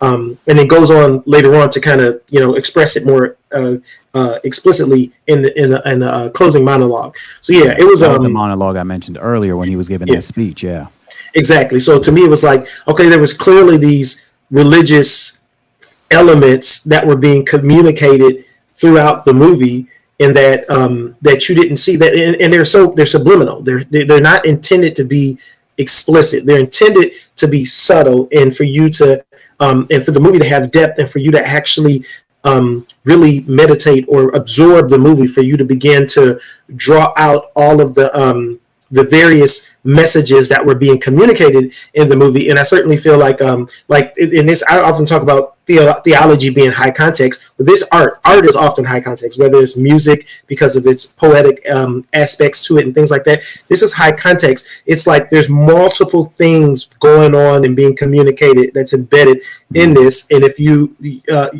you're not thinking high context, you might walk away with one of these messages, and if you're not aware that it's intended to have depth to it, you might see one or two of them and try to determine which one were they trying to communicate. And as I alluded to earlier, I think that the intent with the did the riddle, I think it was intentional to leave it in an ambiguous place so that we can decide, and this movie in some sense can be personalized for us. So yeah, right, because high context communication has this way of doing it.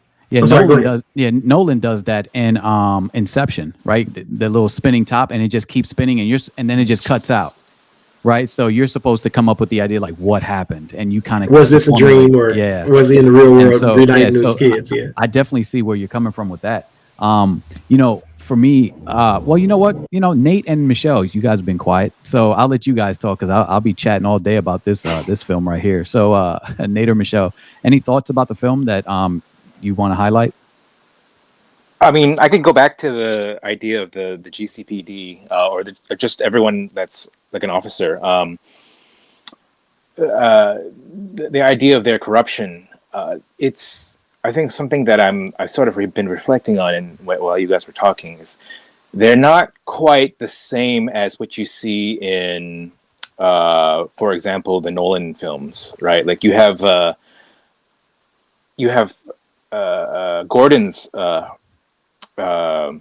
partner in Batman Begins, right? The guy who gets strung upside down. Batman's like, "Where are the other drugs going?" Right? and that guy's just like straight up corrupt. Like he's just self-serving, right? Whereas you got is it DA Gil Colson? Is that his name?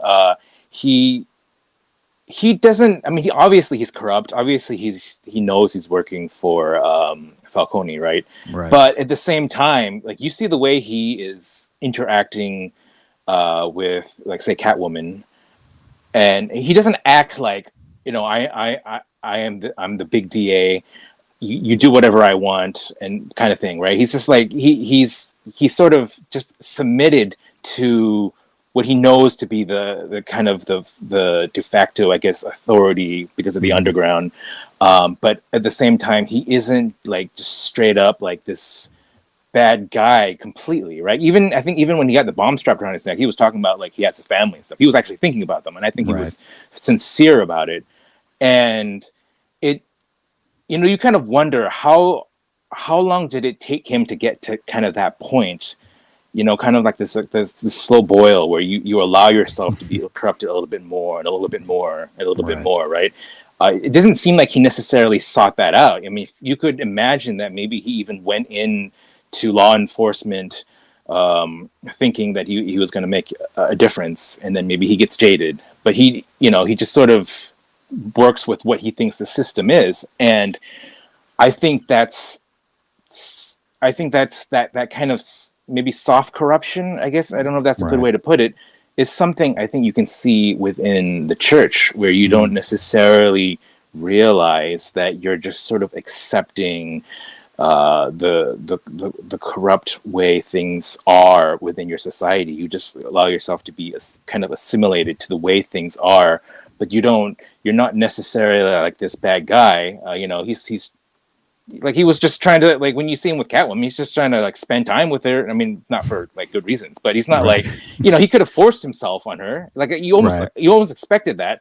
He didn't. He wanted something in his mind that was probably like a real relationship, not real, but it's and so it's that was I think that was an interesting take on the corruption of the cops, because they just weren't straight up evil like you see. You can't necessarily just straight up hate them. These are not the people that you necessarily love to hate, because it's almost like you almost hate to hate them because you almost love them at the same time. I think, because it's almost like you're just talking about empathy a little bit, right? Because you kind of see where they're coming from in the environment, right? Is that what you're kind of getting to?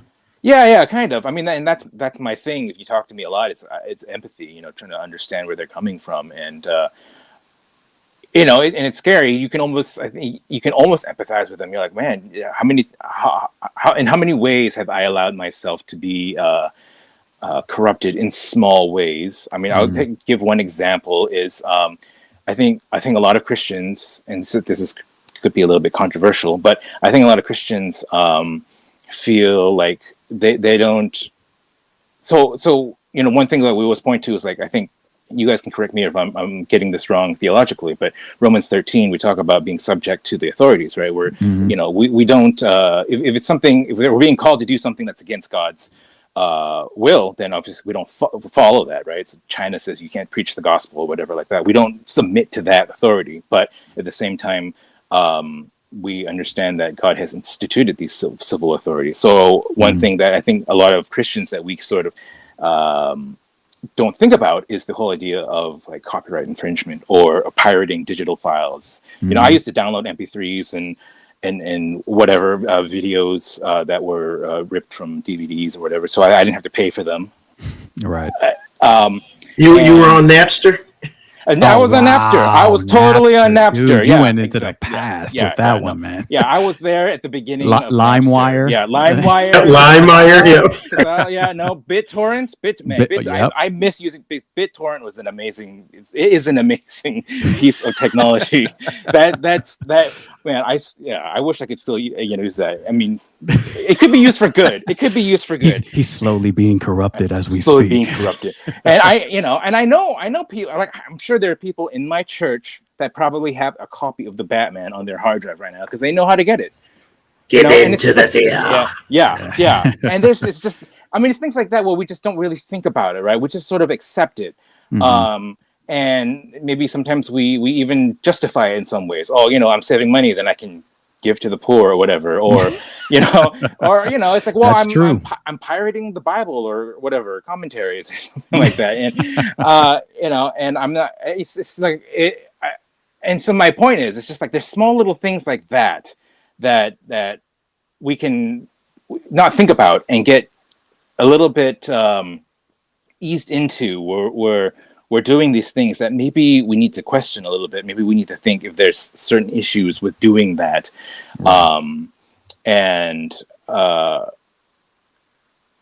Shout out to Carm M, who did a talk at Doctrine for the Block about New Age beliefs seeping into the church. I mean, it's on a similar line where with these little things, it's just like, I know this, and this is another controversial idea, but like the idea of Christians doing yoga, and I know that I'm not saying one thing or another on that, but there, if I think there's certain kind of ideas that we just sort of accept and don't think about and don't question, and I think there's a lot of things. I'm sure a lot of us need to kind of be thinking, oh, is this edifying? Am I allowing? How does this look?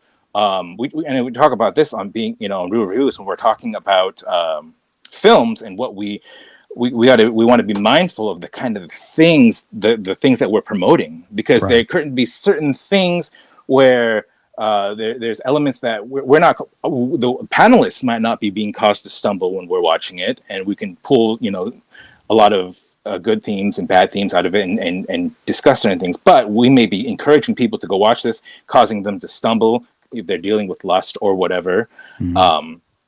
And so it's like, well, obviously we're doing a good thing, but are we also softening the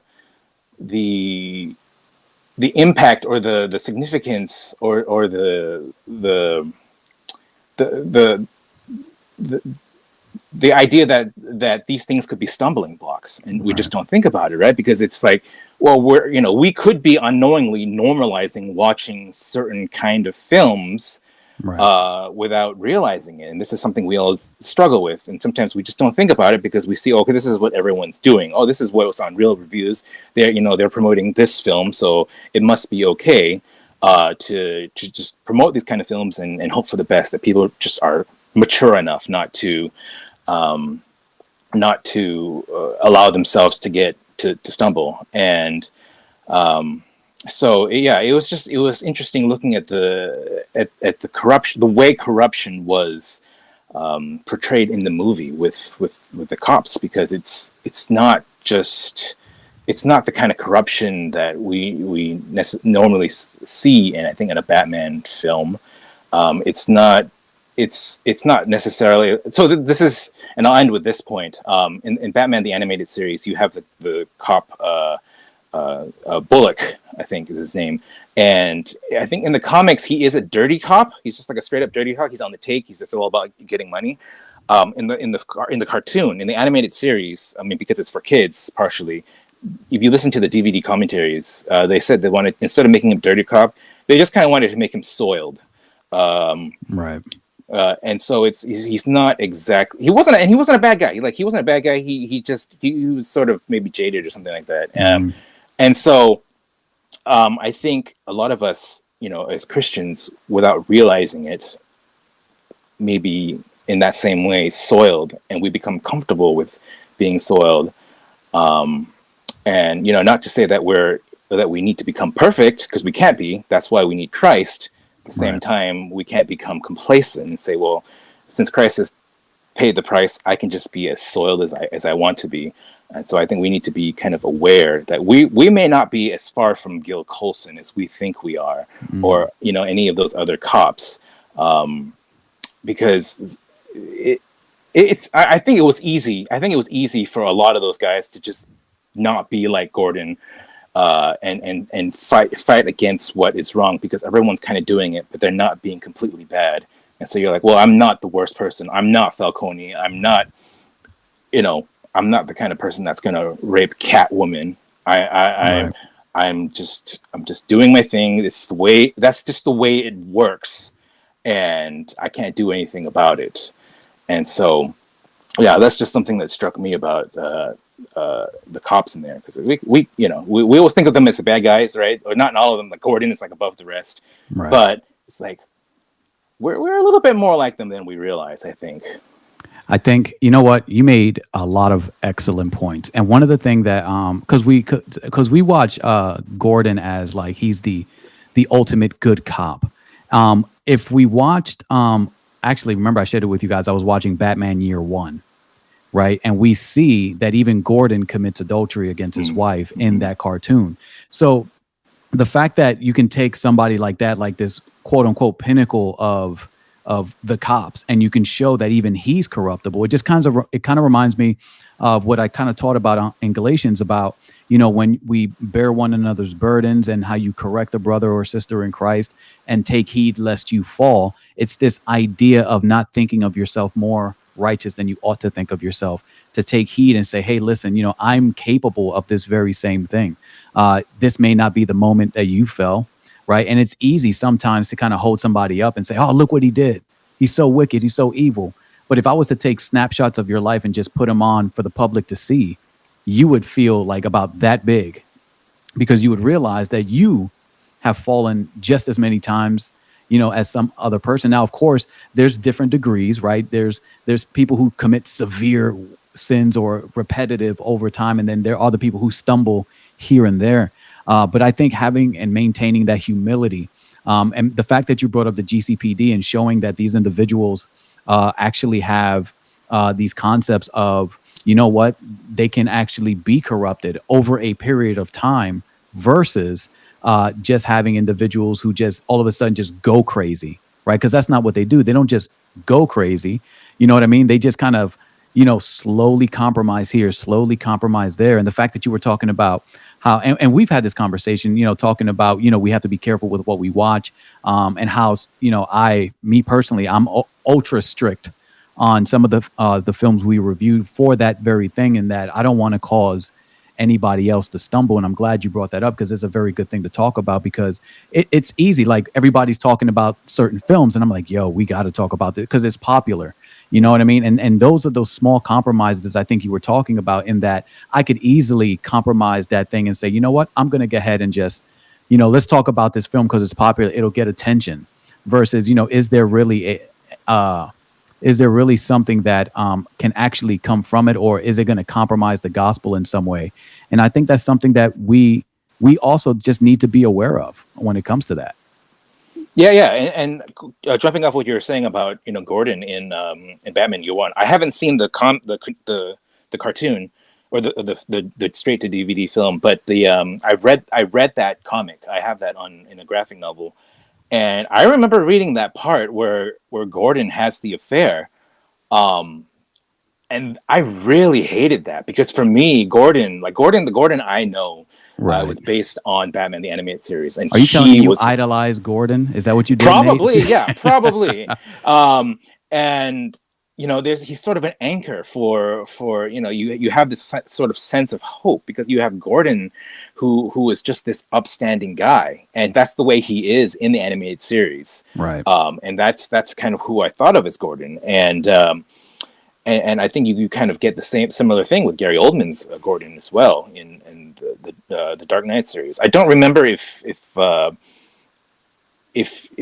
was any kind of showing of corruption in the Dark Knight Rises, but but my point is like we can't put our hope in these human figures because they're going to fall. I mean, I brought up earlier the idea of Thomas Wayne, how he was ended up not being the corrupt guy that exactly as corrupt as Bruce was fearing that he may be. He didn't have the reporter killed.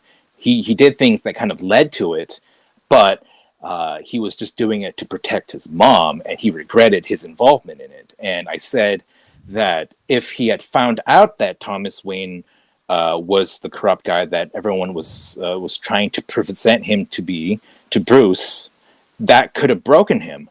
And that's kind of the problem, is that when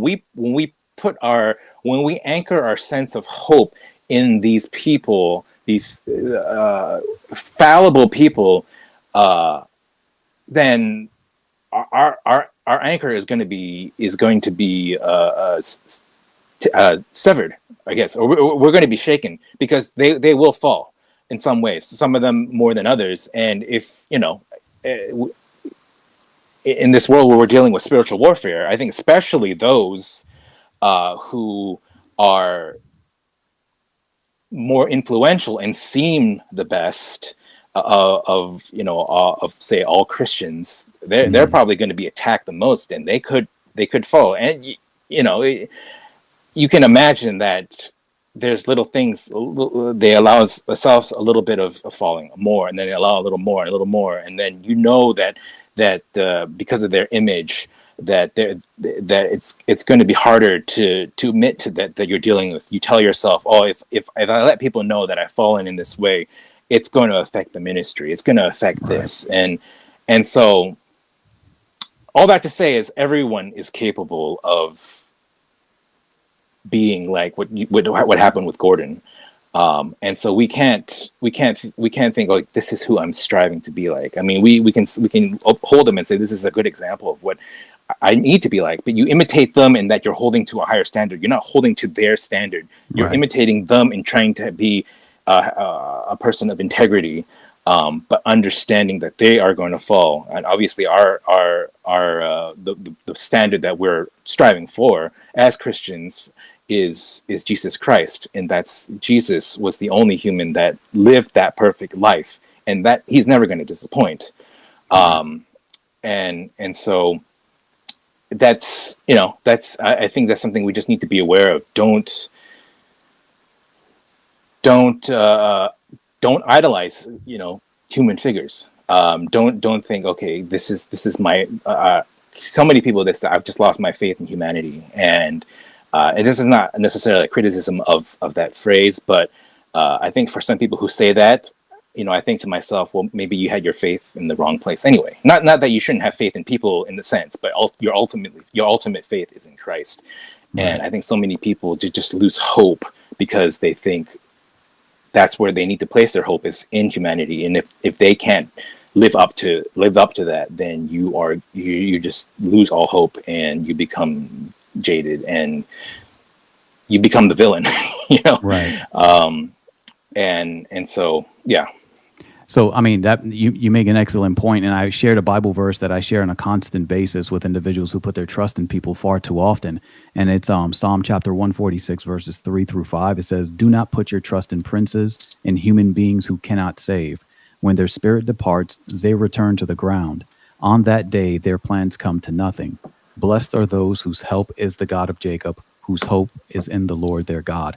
So when you think about that, like everybody, like you saw how me and Chris were talking about earlier, this whole hope idea that was in the film, but where was their hope? Their hope was in Batman, a human being, a man, and you think about that, it's like in the film, while you're watching it, you're like, oh yeah, he did the right thing. That's so cool. He's changing. Right. And people are having hope again because their hope is in him. But the thing is, Batman can easily be corrupted as well, even though this whole idea between Batman and the Joker is that Batman can't be corrupted and the Joker's so corrupt. And we get the idea, we get the sentiment, but when you think about it long term, is like they were putting their hope in a man. and this figure, but it wasn't in Christ. And the fact is, Batman is a human being. He will die. He'll return to the dirt, and then that's it. No matter what thing he established on the earth, he's gone. So what should we as Christians do? What should we and what should unbelievers do, right? Because we have our hope in Christ, God willing, right?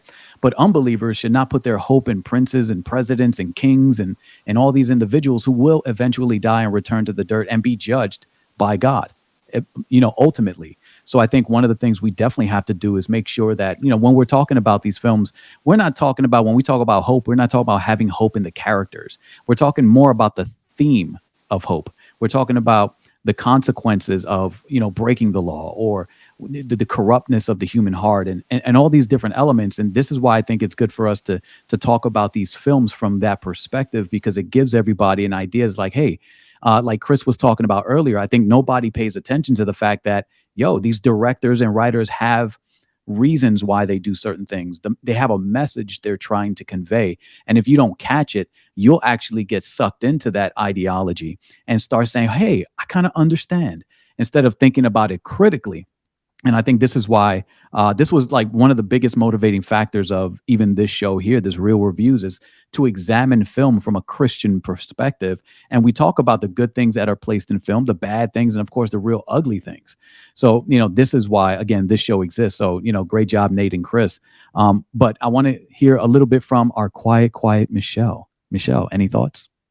I just want to say my wise sister's phrase: sin looks very enticing, but it always keeps you longer than you want to be kept, and it take you farther than you want to go.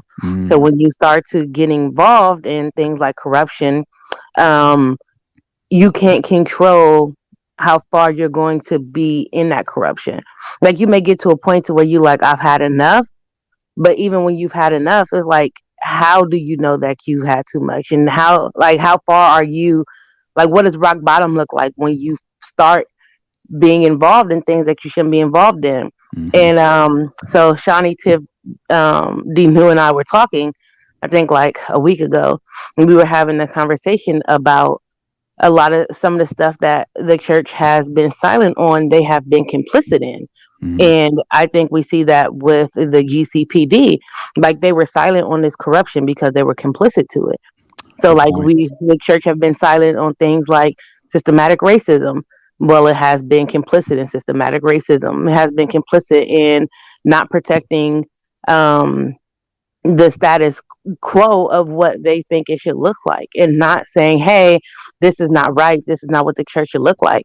Like, we have people who've taken complementarianism too far, so now we have this womanist feminist movement, and liberal theology and all this other stuff, like, as what they say cults are the unpaid bills of the church. Well, a lot of this is because they were not speaking out on some of the issues that these cults were like, well, you don't want to give us, like, our identity should be in Christ, but the church should look like the body of Christ. And if it's not going to look like the body of Christ, I'm going to make my own body of Christ that is going to be an offshoot to look how the church should have been looking to begin with. Like, this is how we get, we have SDAs and Hebrew Israelites and Hoteps and all of this stuff, because the church have been complicit in some of these activities. And so it's been very silent on it.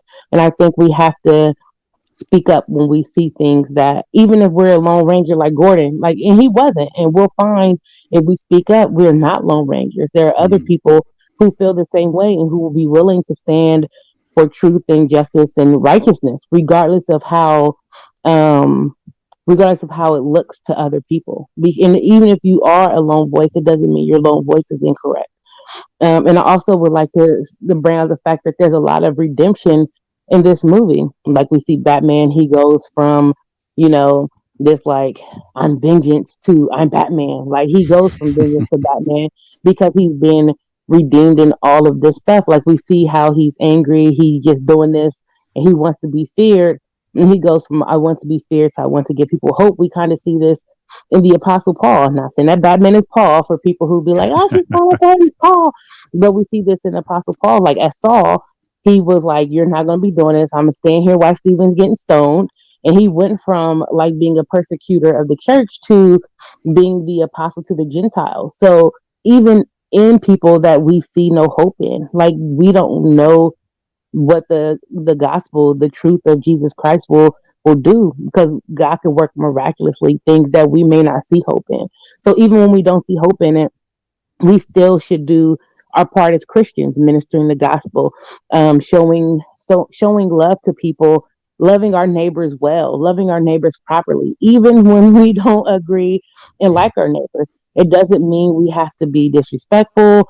We don't have to be, just trying to win an argument and saying crazy stuff. So we don't have to do that. Mm. Our presentation should never be, I'm smarter than you, and let me show you how. Our presentation should be, I have the truth and the hope of Christ. Let me show you that. But when we lead to I am right, it never has it more than likely never has a good outcome. And so you may win the fight and you'll lose, the hope of that person coming to Christ until somebody else come and show them that. Because again, I'm going to quote my wise sister, people want to be seen, known, heard, and loved. And we've seen a lot of people, like the Riddler, for instance. He wanted to be seen, he wanted to be known, he wanted to be heard, and he wanted to be loved.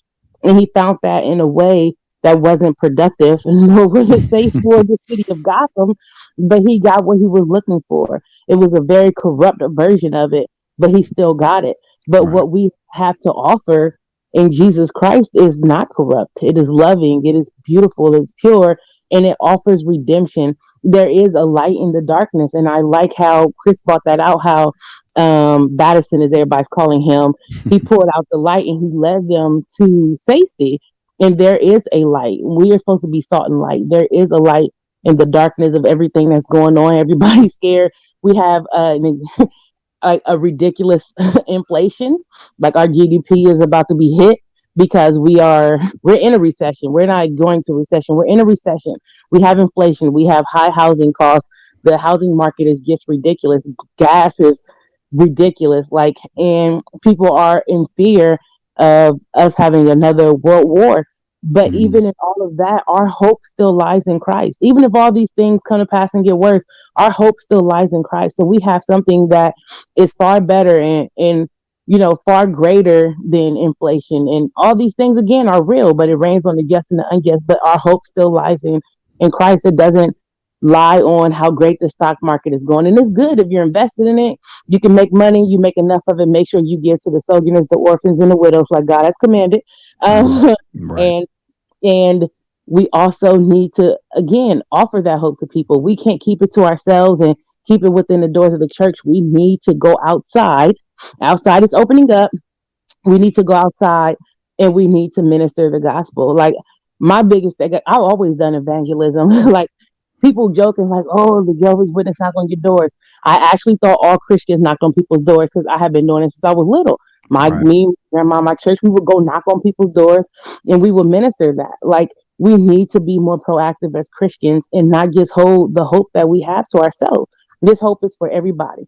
This hope is for us to give to everybody. And one plants and one water. So even if you don't see the fruit of it, you don't know what your words have done in the heart of someone else. So that's all I have to say. We see redemption in Batman, but that same redemption we see in Batman, we can see in our real lives. Amen, sis. Amen. Chris, you had something. I can tell. Okay. So Ben Shapiro did a review, and he basically labeled the movie woke. And the reason he labeled it woke was because he said that all people couldn't do anything right, and all of the people who were who made a difference were minorities. Catwoman, Gordon, and so my thought process is I readily acknowledge that we live in an age. We already talked about earlier how art imitates life, and art is trying to communicate messages. So I'm with him. I to some degree understand, him kind of seeing things that way. I don't agree with him though, because I felt like I didn't necessarily see the agenda being pushed in this movie, which was odd because for the DC movies, for most DC content, whether it's movie, television, or whatever, the agenda is often like shoved down your throat. Go watch Supergirl, go watch the Flash, go watch any of the DC shows, and you really get the it's really over the top and clear, the agenda. Whereas in this particular case, I felt like the various characters were just being depicted in a way to tell a story, and I really didn't feel like it was any particular I didn't feel like there was there weren't overt agendas being pushed as far as I can see, and where the diversity was just written into it. To me, it's more like a classic movie in a sense of like, well, unless I see the agenda being pushed narratively, I don't see a reason to just assume it simply because of the way that the characters depicted. Because when the shoe was on the other foot, there was never this assumption that something was wrong. Everything's okay when the lead characters look like what we expect them to look like and do the things that we expect them to do. So I kind of I wanted to address that because I felt like Shapiro's a kind of a voice in our culture today that matters, and I felt like he missed the mark with that one. I really felt like he really just overthought this one. Secondly, you kind of sound real quick. You kind of sound like the Joker. Remember when he was talking to Two-Face? He was like, nobody freaks out as long as it goes according to plan. Plan, right? Exactly. So, go ahead. Exactly. Amen. And then secondly is there was an article maybe about 7-10 years ago in the Christian Research Journal where they talked about the rise of the anti-hero. Mm. And to me, it's like they're certainly the way that movies are written are certainly some might say they're more grounded in a sense, and this goes to the conversations you guys were having about the following models. Well, most of the models today are intentionally ambiguous, or they're protagonists, antagonists, they're anti-hero. They're no longer heroes and villains. Like, really, if you really think about this movie, Riddler thought of himself as an agent of righteousness. He was unveiling the sins of Gotham because there was corruption all over the place, and the city was suffering from it. And so in the Riddler's deranged mind, he was an agent of righteousness. So Batman was not a fully orbed human being. He was living a double life, and really not even living a double life, because in his mind, Batman was who he was, and Bruce Wayne was who he was born, but who he had no interest in being. Right. So Batman's this broken guy. The hero is really an anti-hero, because really he's really this deformed, broken human being who's trying to do the best that he can to help, but he's really not even sure if he's helping or making a difference. And the villain, or the antagonist, is convinced that he's doing righteousness. He's utterly convinced of that, and completely missing the fact that, hey, we're just killing tons of bystanders along the way of this, on this, righteous indignation tour of vengeance. He's the Thanos of Gotham, right? He thinks he's doing the right thing, right? Right. So yeah, for me it was to me it's like I get it. To me it's like movies are designed to communicate messages, and art is intended to reflect life. Art imitates life. So whatever's going on in the natural world, if you really want to make a grounded movie that's going to resonate with people, you want to take some of the elements of what people care about, what matters in the natural world, and you want to present it you want to integrate those elements into your art so that it resonates with people, because it's what people expect. But even with that, I really didn't feel like this movie was overtly pressing some of the more common agendas that are often being pressed in movies today. So, I really feel like it would be good to kind of really deconstruct, psychologically, the purpose of movies. Because we are talking about following people, or we are talking about admiring people and things like that, and how that plays out. And it does have real life implications when you're a Christian. Who you want to model your life after, and who you want to follow and emulate, and things like that. So yeah, I thought those were some reflections that kind of came across my mind as I was thinking about it, in some of the commentary that some people were offering. Okay. Awesome. All right, so let's kind of wrap it up. So let's go ahead and let's go around and get some final thoughts In the chat, if you guys have any questions or you want to talk about anything specific, this is the time to drop it in. We're going to start with Nate. Any final thoughts on the film? Any last words as it pertains to the movie, and maybe just some of your insightful things you found in the film?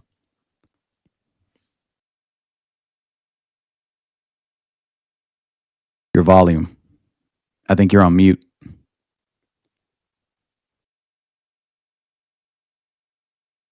You hear me now? Yeah, we can hear you now. There you go. Hear me now? Sorry. Yeah. Okay. Yeah. So, like I said before, I'm still kind of processing this film, but I feel like.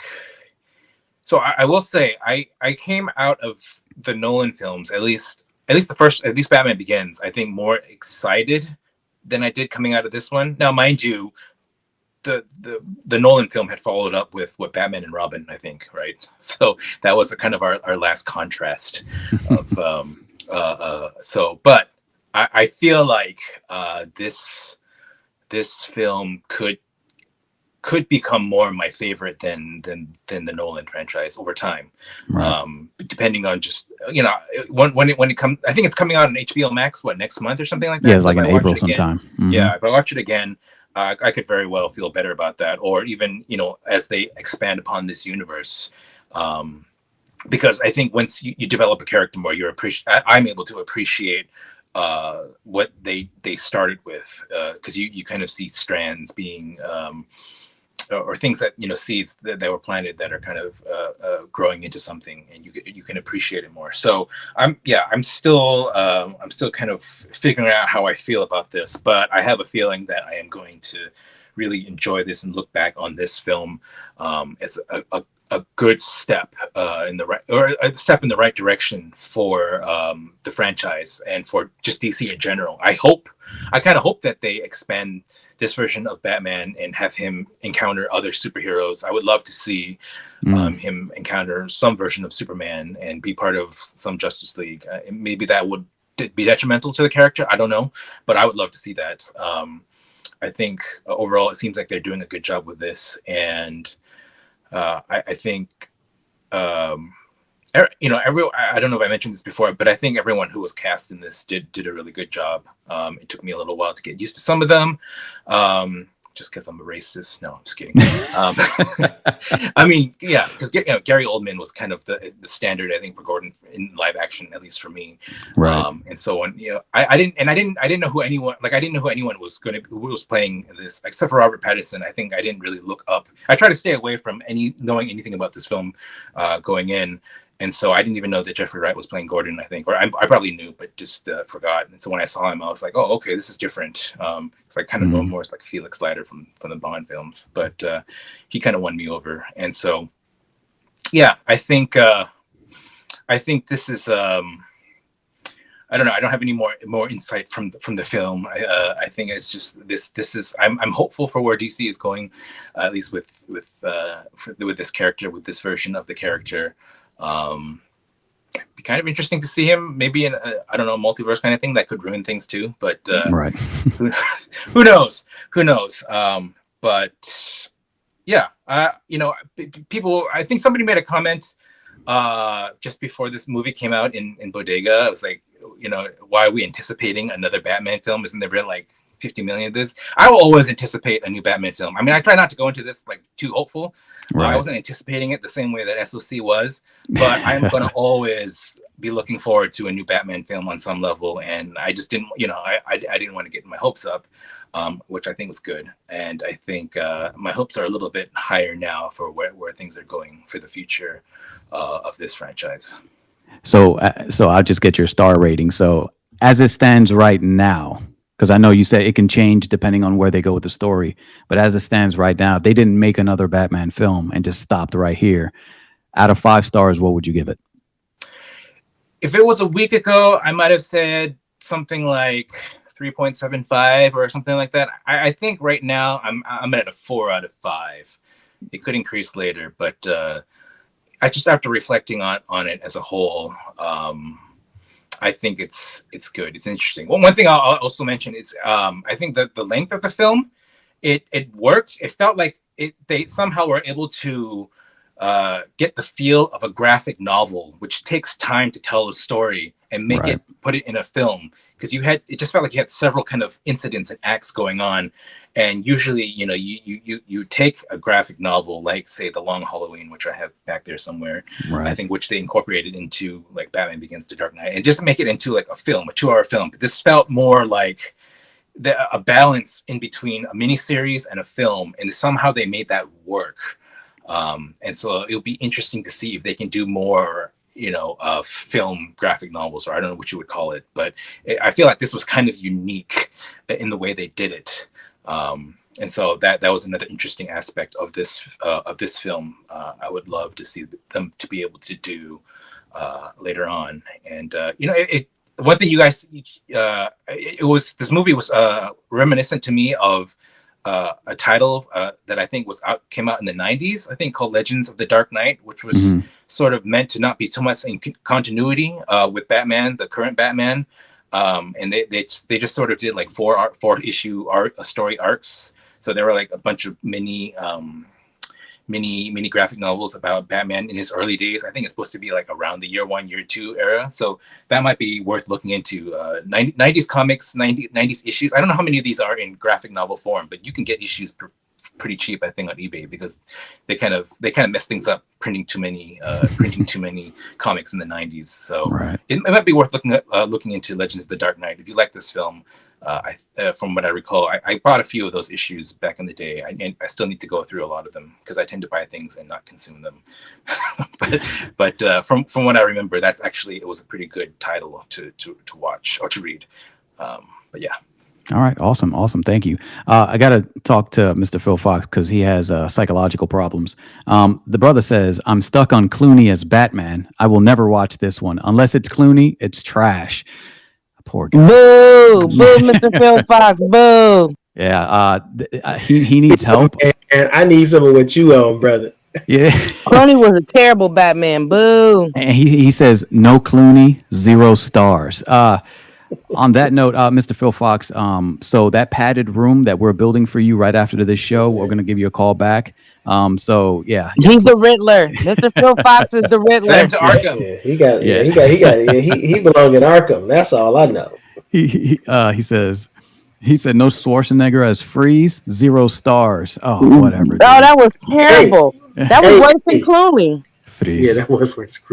That said, who is it? Whose turn is it? Man or Michelle? It's Michelle's turn. Michelle, final thoughts on the film, and then of course give your rating out of 5 stars. It was a great film. To Nate's point, when it was like, oh, so many Batmans, we have 1,000 Spider-Man movies, and nobody said, oh no, another Spider-Man. Nobody said that. Jordan made me excited to see this movie from his pure excitement of talking about this movie for 17 years. I promise. The moment they said the Batman was coming out, all we hear about is, oh man, the Batman's coming out. The Batman's coming out. Guess what? The Batman. I'm like, oh my God, I don't even care. Batman's one of my favorite characters. And Jordan has made me just be like, oh, I'm only going to go see this movie before the commoners just because Jordan wants to see this movie so bad. But because I really would have. But I was excited. But how did you like the movie, sis? I'm getting to that. Yeah. I'm getting to that point. Okay, don't rush me, Jordan. Don't rush me. You and Chris have spent 17 hours talking about this movie. Okay, and now you want to rush me. Okay, I wasn't rushing. I was just asking. Now that you clowned me about me being a peasant and a commoner. What you think about the film? I didn't call you a peasant. You are putting words in my mouth that I did not say. That is a red herring, sir, and I don't like it. You're gonna be next to Mr. Phil Fox. So I like the movie. I think it's a really good movie. I wasn't expecting really nothing because Pattinson was playing Batman. I'm not gonna lie. The only reason my expectations was low was because of who was playing Batman. I was pleasantly surprised at his portrayal of Batman. I am very interested in seeing him as Bruce Wayne because I didn't really get to see him as Bruce Wayne. So I'm very interested to see how that plays out. I think if we add, no, I'm not. I'm not gonna wrap it up. I'm gonna take my sweet time and I'm gonna spend an hour now talking about other things too, including Batman. I'm gonna now talk about other Batman. Let's go back to the 1960s when Batman first came out and there was pals and whams. Is that what you want me to do? 'Cause that's what I'll do. I will do that, and I have no problem with doing that. Eartha Kitt is my favorite Catwoman, and I'm going to give you 17 reasons why. Is this what you want me to do? Because I feel, Shondo, that is what you want me to do. You and apologies in Detroit. Oh, don't let me get, because you're woke, sir. You are woke. You participate in CRT, and now you want to tell me to wrap it up. Nobody says no when you're going on with your CRT rants. Nobody says nothing then. No, we over here, we support you in your CRT rants. Now you're going to tell me to wrap it up, sir. We will have a conversation later about your shenanigans. It's your own sister. Your own sister. Okay, and it's really unheard of the abuse that no the abuse that I take from my brothers. No, the abuse I take from my brothers just to be on Real Reviews is just shameful. You guys, I'm retiring from Real Reviews as of today. Because of the abuse that I don't have to take this. I'm not Batman. I don't take this abuse from Gotham. I'm not Batman at all. I refuse to be treated as such. But no, I think Rob Pattinson did a really good job in this movie. I give it 4 stars because he didn't go Martha. And the Batmobile. Really, the Batmobile almost made me give it 2 stars. I was so disappointed in that Batmobile, but I figured the movie outweighed that trash Batmobile that they had in this movie.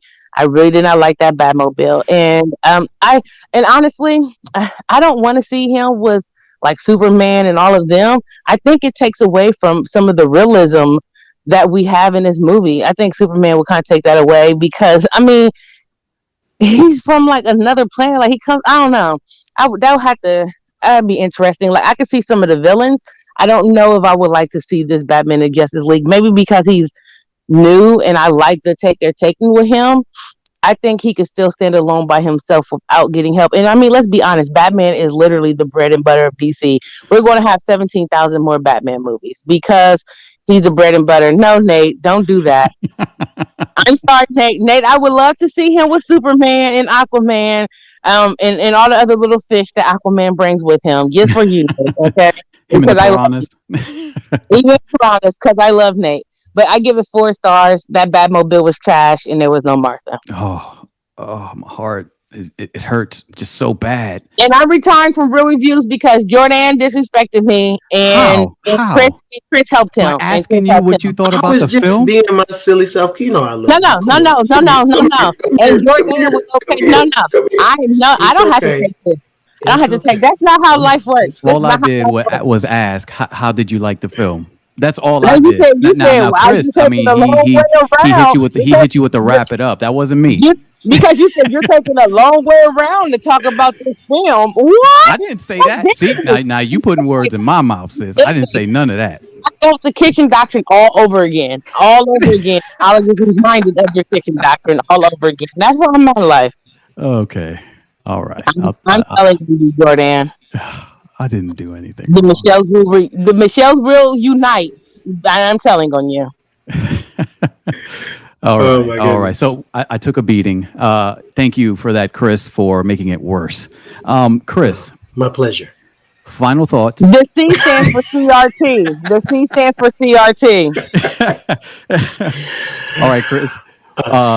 Final thoughts, and then your rating. Go.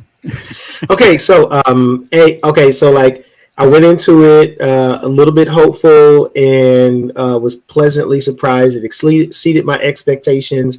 I went home after the first watch, just really with this feeling of satisfaction. And I maintained it after the second one, and along with the desire to go back and see it again, which I plan to do at least one more time while it's in the theater. So I loved it. You know, I started to think about where this movie falls in, live action Batman lore, and you know, I'm at a place now where I'm like, hey man, this and Dark Knight is like 1A and 1B. You know, this is a phenomenal film. There were so many things that were good about this film. There were so many roles that were just like nailed. The tone, the cinematography, the music, everything about this movie was brilliant. So as a rating, I give it a 4.9 out of 5. I'm not sure I've ever given a movie a perfect score. I mean, this is as good. This is as close to it as you get. You know, if it's not, 4.9, it's a smidgen away. But yeah, I truly enjoyed it. Michelle, I'm sorry, I was being silly. That said, not like, to me, one of the best Justice League stories centers on a portrayal of Batman that's like this, the contingency plan, where Batman has created a contingency plan for the rest of the Justice League, and Vandal Savage, along with some other villains, steals it and implements it in order to take the Justice League out so that he can, fulfill his nefarious plan of population control, management, or something like that. But anyway, like this detective Batman has really good potential in a film with the supernatural or the superhuman aspects that come along with metahumans and aliens and things like that. I'm not interested in seeing. I mean, to me, it would depend on the story. If it's the right story, I'd love to see it. If it's not the right story, I would, share a little, leeriness that you have. That said, Matt Reeves is talking about in the next one doing Dr. Freeze as the villain. And I just like the first time when I heard about this noir Batman, I struggled to wrap my mind around how he would pull this off. Understanding, like, to me, it was one of my noir Batman's one of my favorite in the in the cartoons. Mm-hmm. It's one of the best renditions of Batman is Detective Batman. So right. And so I was really curious. I really didn't think he could pull it off, and it wasn't until I saw the trailer that I felt like, oh, this has potential. And now that he's done it, even though I can't wrap my mind around how he would do Dr. Freeze, I'm certainly intrigued by the notion that he wants to do it. And so, yeah, I'm interested in seeing where he goes with this next. What I don't want to see is a Joker, because I feel like the Riddler that he portrayed is close enough to the Joker to where I can't imagine him doing it. I can imagine him doing it and it being good, but it also feel like more of the same. So, yeah, I'm really more interested in seeing him do some of the other, I would love to see him do Mr. Freeze and Clayface. Let's see how that looks, alongside this really grounded Batman kind of a thing. So, yeah, 4.9, loved it. One of the best Batman movies ever, up there with The Dark Knight. And I'm anxious to see what's coming next in this series. Awesome. So for me, 5 stars.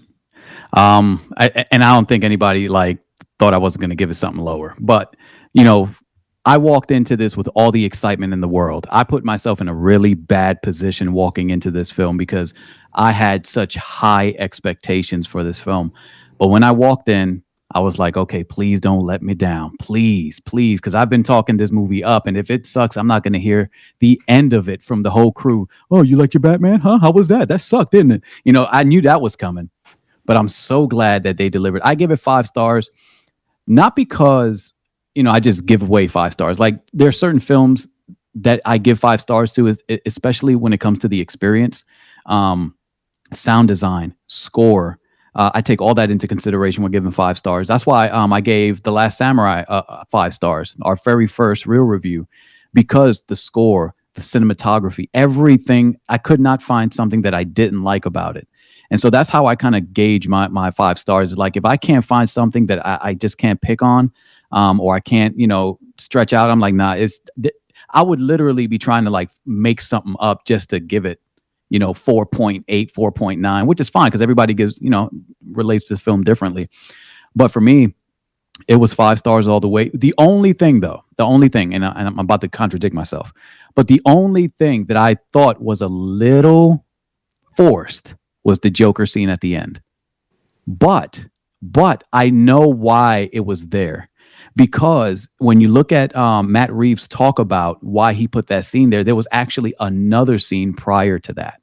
And the other scene that was in there prior to that he took out, which will most likely be on the extra bonus footage or whatever, or maybe even on HBO Max, is that he went to talk to the Joker about how to catch the Riddler. That there was a scene that was in there prior to that. And I was like, oh, that might have made it a little bit better that he went in there. But the thing is, I know why he took it out. Because then it would have took away from the Riddler. And so I see, some people say, well, he should never put the scene in there. That maybe that's good for the next movie, and I get that. For me, that was the only thing that I'm like, we probably should have did a little more, building with the Joker first. But then you got to think about it. Selling tickets is their primary goal.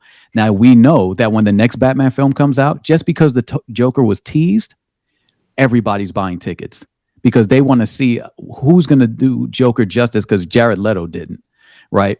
So who's going to do Joker justice, after Heath Ledger? So I think that's going to be the big selling point. Now, I don't think the Joker is going to be a main villain for the second one. I think, going with Dr. Freeze will be a dope one. And I'm even thinking about grounded ways to make Dr. Freeze. Is kind of like he might murder people and freeze them and leave them, or just kind of like along that same thing, or just leave frozen bodies in different places. Like you could see how they could kind of ground that character a little bit, especially with the story, because it's so tragic, right? His background, his wife, and all these things. You could build so much with that character. But for me, 5 stars. The cinematography was awesome. The score was awesome. After I finished the movie, I wanted to watch it right then and there again. Like the 3 hours didn't feel, they flew by. I was just so enthralled with how everything was told, the pace of the story. I never felt like it was too slow in certain points. And so this is why I gave it the 5 stars I gave it. So with that said, let's see who's in the chat, what they got. Lawrence Lewis, he says, Dr. Freeze seems like such a lame villain for me. I get it. And you can thank Mr. Phil Fox, because that was his rendition in the film was Arnold Schwarzenegger. So congratulations, Mr. Phil Fox. You ruined Dr. Freeze for everybody. Hey, do you want to see a good Mr. Freeze? Look at Batman the Animated Series. Oh, man. That's Batman. Yeah. I think it's called That's why I would love to see that. Yeah. And to me, like when they were doing the Nolan Batmans, like I was thinking, I know that was more grounded, like this one is, but I felt like they could incorporate a kind of a more heightened character like Mr. Freeze. And I've always felt like if you wanted to kind of emulate the Batman the Animated Series version, this is me. This could be crazy, but I feel like if you get the tone and the look, Ben Kingsley, I think it's the guy who played the Mandarin. That would be Mandarin. I could see him. That would be awesome. Version or a good live action version of the Batman anime series, Mr. Freeze. So if they did that, I would love to see him do that. Oh, wow, that's a very good that's a good fan cast right there, bro. I like that. Him for Mr. Freeze, and he's got the chops to pull it off. He got chops, man. There's so many good Ben Kingsley movies. Although he throw you a lame duck every now and then. Yeah, it happens. So let me see any more. Mr. Phil Fox said Heath Ledger was the best Joker of all time. I see why you think that. I agree with it. I think he caught and a part of me when I was watching, I was like, yo, he would fit so good in this world. With Robert Pattinson's Batman, he would fit so perfect.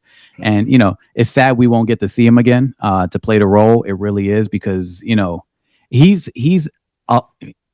the Joker that everybody, especially that generation, is going to remember. They're not going to remember like Cesar Romero or any of those cats. They're going to remember Heath Ledger's Joker. So there's no. And I just watched the movie, I think 2 days ago or a day ago, and I was like, man, he did everything, every mannerism. It was just so perfect. So he would fit good. Mr. Phil Fox. I do want to say real quick that this movie didn't have an end credit scene. I think instead of putting the Joker where they put it, they should have made an end credit scene instead, or at least a mid credit scene. I think that would have been better placement instead of that crappy goodbye. That was stupid. I was so upset with them. It was already 3 hours, and then you wasted 3 more minutes of my life that didn't need to be wasted, and I didn't appreciate that. But I think being a mid credit scene or end credit scene would have fit better with the movie instead of because I felt it was forced too, and I was like, well, what is the point of this? Instead of forcing it at the end of the movie. I think you're right. Putting it as an end credit scene would have been awesome. The audience would have just, I think, ate it better as far as like, but we'll see. We'll see how it plays out, because I have an idea of the kind of Joker we're gonna see. And of course, who's gonna be. Let me see if I get his name right. I think his name is Barry Keoghan or Kogan or something like that. Keegan. He's the guy from Eternals, and he was my favorite character in Eternals. Was the one that could manipulate the minds of everyone, and I was like, ooh. And I have an idea of the kind of Joker he's going to look like. Now, I don't know if you guys remember. I'm not going to be. I don't remember it, But if you remember the comic book and the comic book cover, one of the most iconic Joker comic book covers is when he has his hand like this and his hair is all over the place. I think that's the Joker we're going to get with Barry Keoghan, that wild hair kind of maniac. I think, and this is just my guess, right? I think they're going to go in that direction. Anyway, so those are my thoughts on it. So yeah, I gave it 5 stars. I thought it was awesome. You got something to say before we go, Chris? Yeah, I don't want to see the Joker. You know, I want to see like the just start of him. spin the wheel of the Batman Rogues Gallery and pick anybody but the Joker. And now the Riddler. I don't want to see him as a main villain. I don't want to see him as a main villain. I want to see, because we're in year 1, I want to see him progress into Batman's ultimate villain. I don't want to see him as the villain right now, though. He's not. I would love to see a rendition. I felt like I walked out of this. I'm like, man, I would have loved to see, because this Batman didn't go to the League of Assassins. I don't think. I think this Batman was just trained by Alfred, and he's a completely different Batman. I would love to see Batman. Kind of his story to add this element of the League of Assassins. But yeah, I don't think that happened in this universe. Yeah, I think what's going to happen is the second film is not going to be Joker as the main villain. I think it's going to be, like, a couple of people mentioned some storylines that I wasn't even familiar with. And I thought maybe they're going in that direction where the Joker and the Riddler actually work together to try to kill Batman and destroy the whole city. And there was this comic line that talked about that. So I want to look into that a little more just to see like where that kind of went, because it's an interesting storyline to go on. What I think is going to happen, though, in the second film is that they're going to introduce maybe a new villain. And then the Joker is going to have his hand somewhere in that behind the scenes. And then the third film, because this is going to be a trilogy, and the third film, the Joker's going to be the main villain. I think that's how it's going to go, but we'll see. We'll see what happens. I'm excited either way. I have complete faith. After this first film, I give him the benefit of the doubt that I'm going to like the second film. So hopefully, Mr. Green said, Killer Moth. Let's get Killer Moth. That's a crazy villain. Oh, that'll be horrible on screen, but it'll be funny. Okay. So with that said, I want to see him do Condiment King. Oh, well, with the ketchup and mustard guns. Oh, man. Okay. So, all right. So with that said, I want to thank everybody who joined us on Real Reviews. Make sure you guys go ahead and share this link out. The next what are we on? Season 3 coming up? If we do 4. So season 4 is coming up. We'll figure it out behind the scenes. But, once season 4 is figured out, we'll start dropping movies. I know the next one we definitely got to do. And Michelle, you'll love this. Doctor Strange and the Multiverse of Madness. It's of course. There was no question. I would have did real reviews by myself if y'all didn't want to. Just know that the way he felt about Batman is how I feel about Doctor Strange. Ooh, can't wait. It's going to be dope. And I'm excited about that because it's coming on the heels of Spider-Man. So it should be dope. And hopefully they'll wrap this all up and Alfredo will get his grand wish. The mutants will come. And so hopefully we'll get that. So anyway, God bless you guys. Take care. Thank you. Make sure you guys like, share, subscribe, share this video everywhere. Let's get a whole bunch of people just interested in film and, of course, the scriptures ultimately, which is our secret plan. Until next time, God bless, take care, and peace.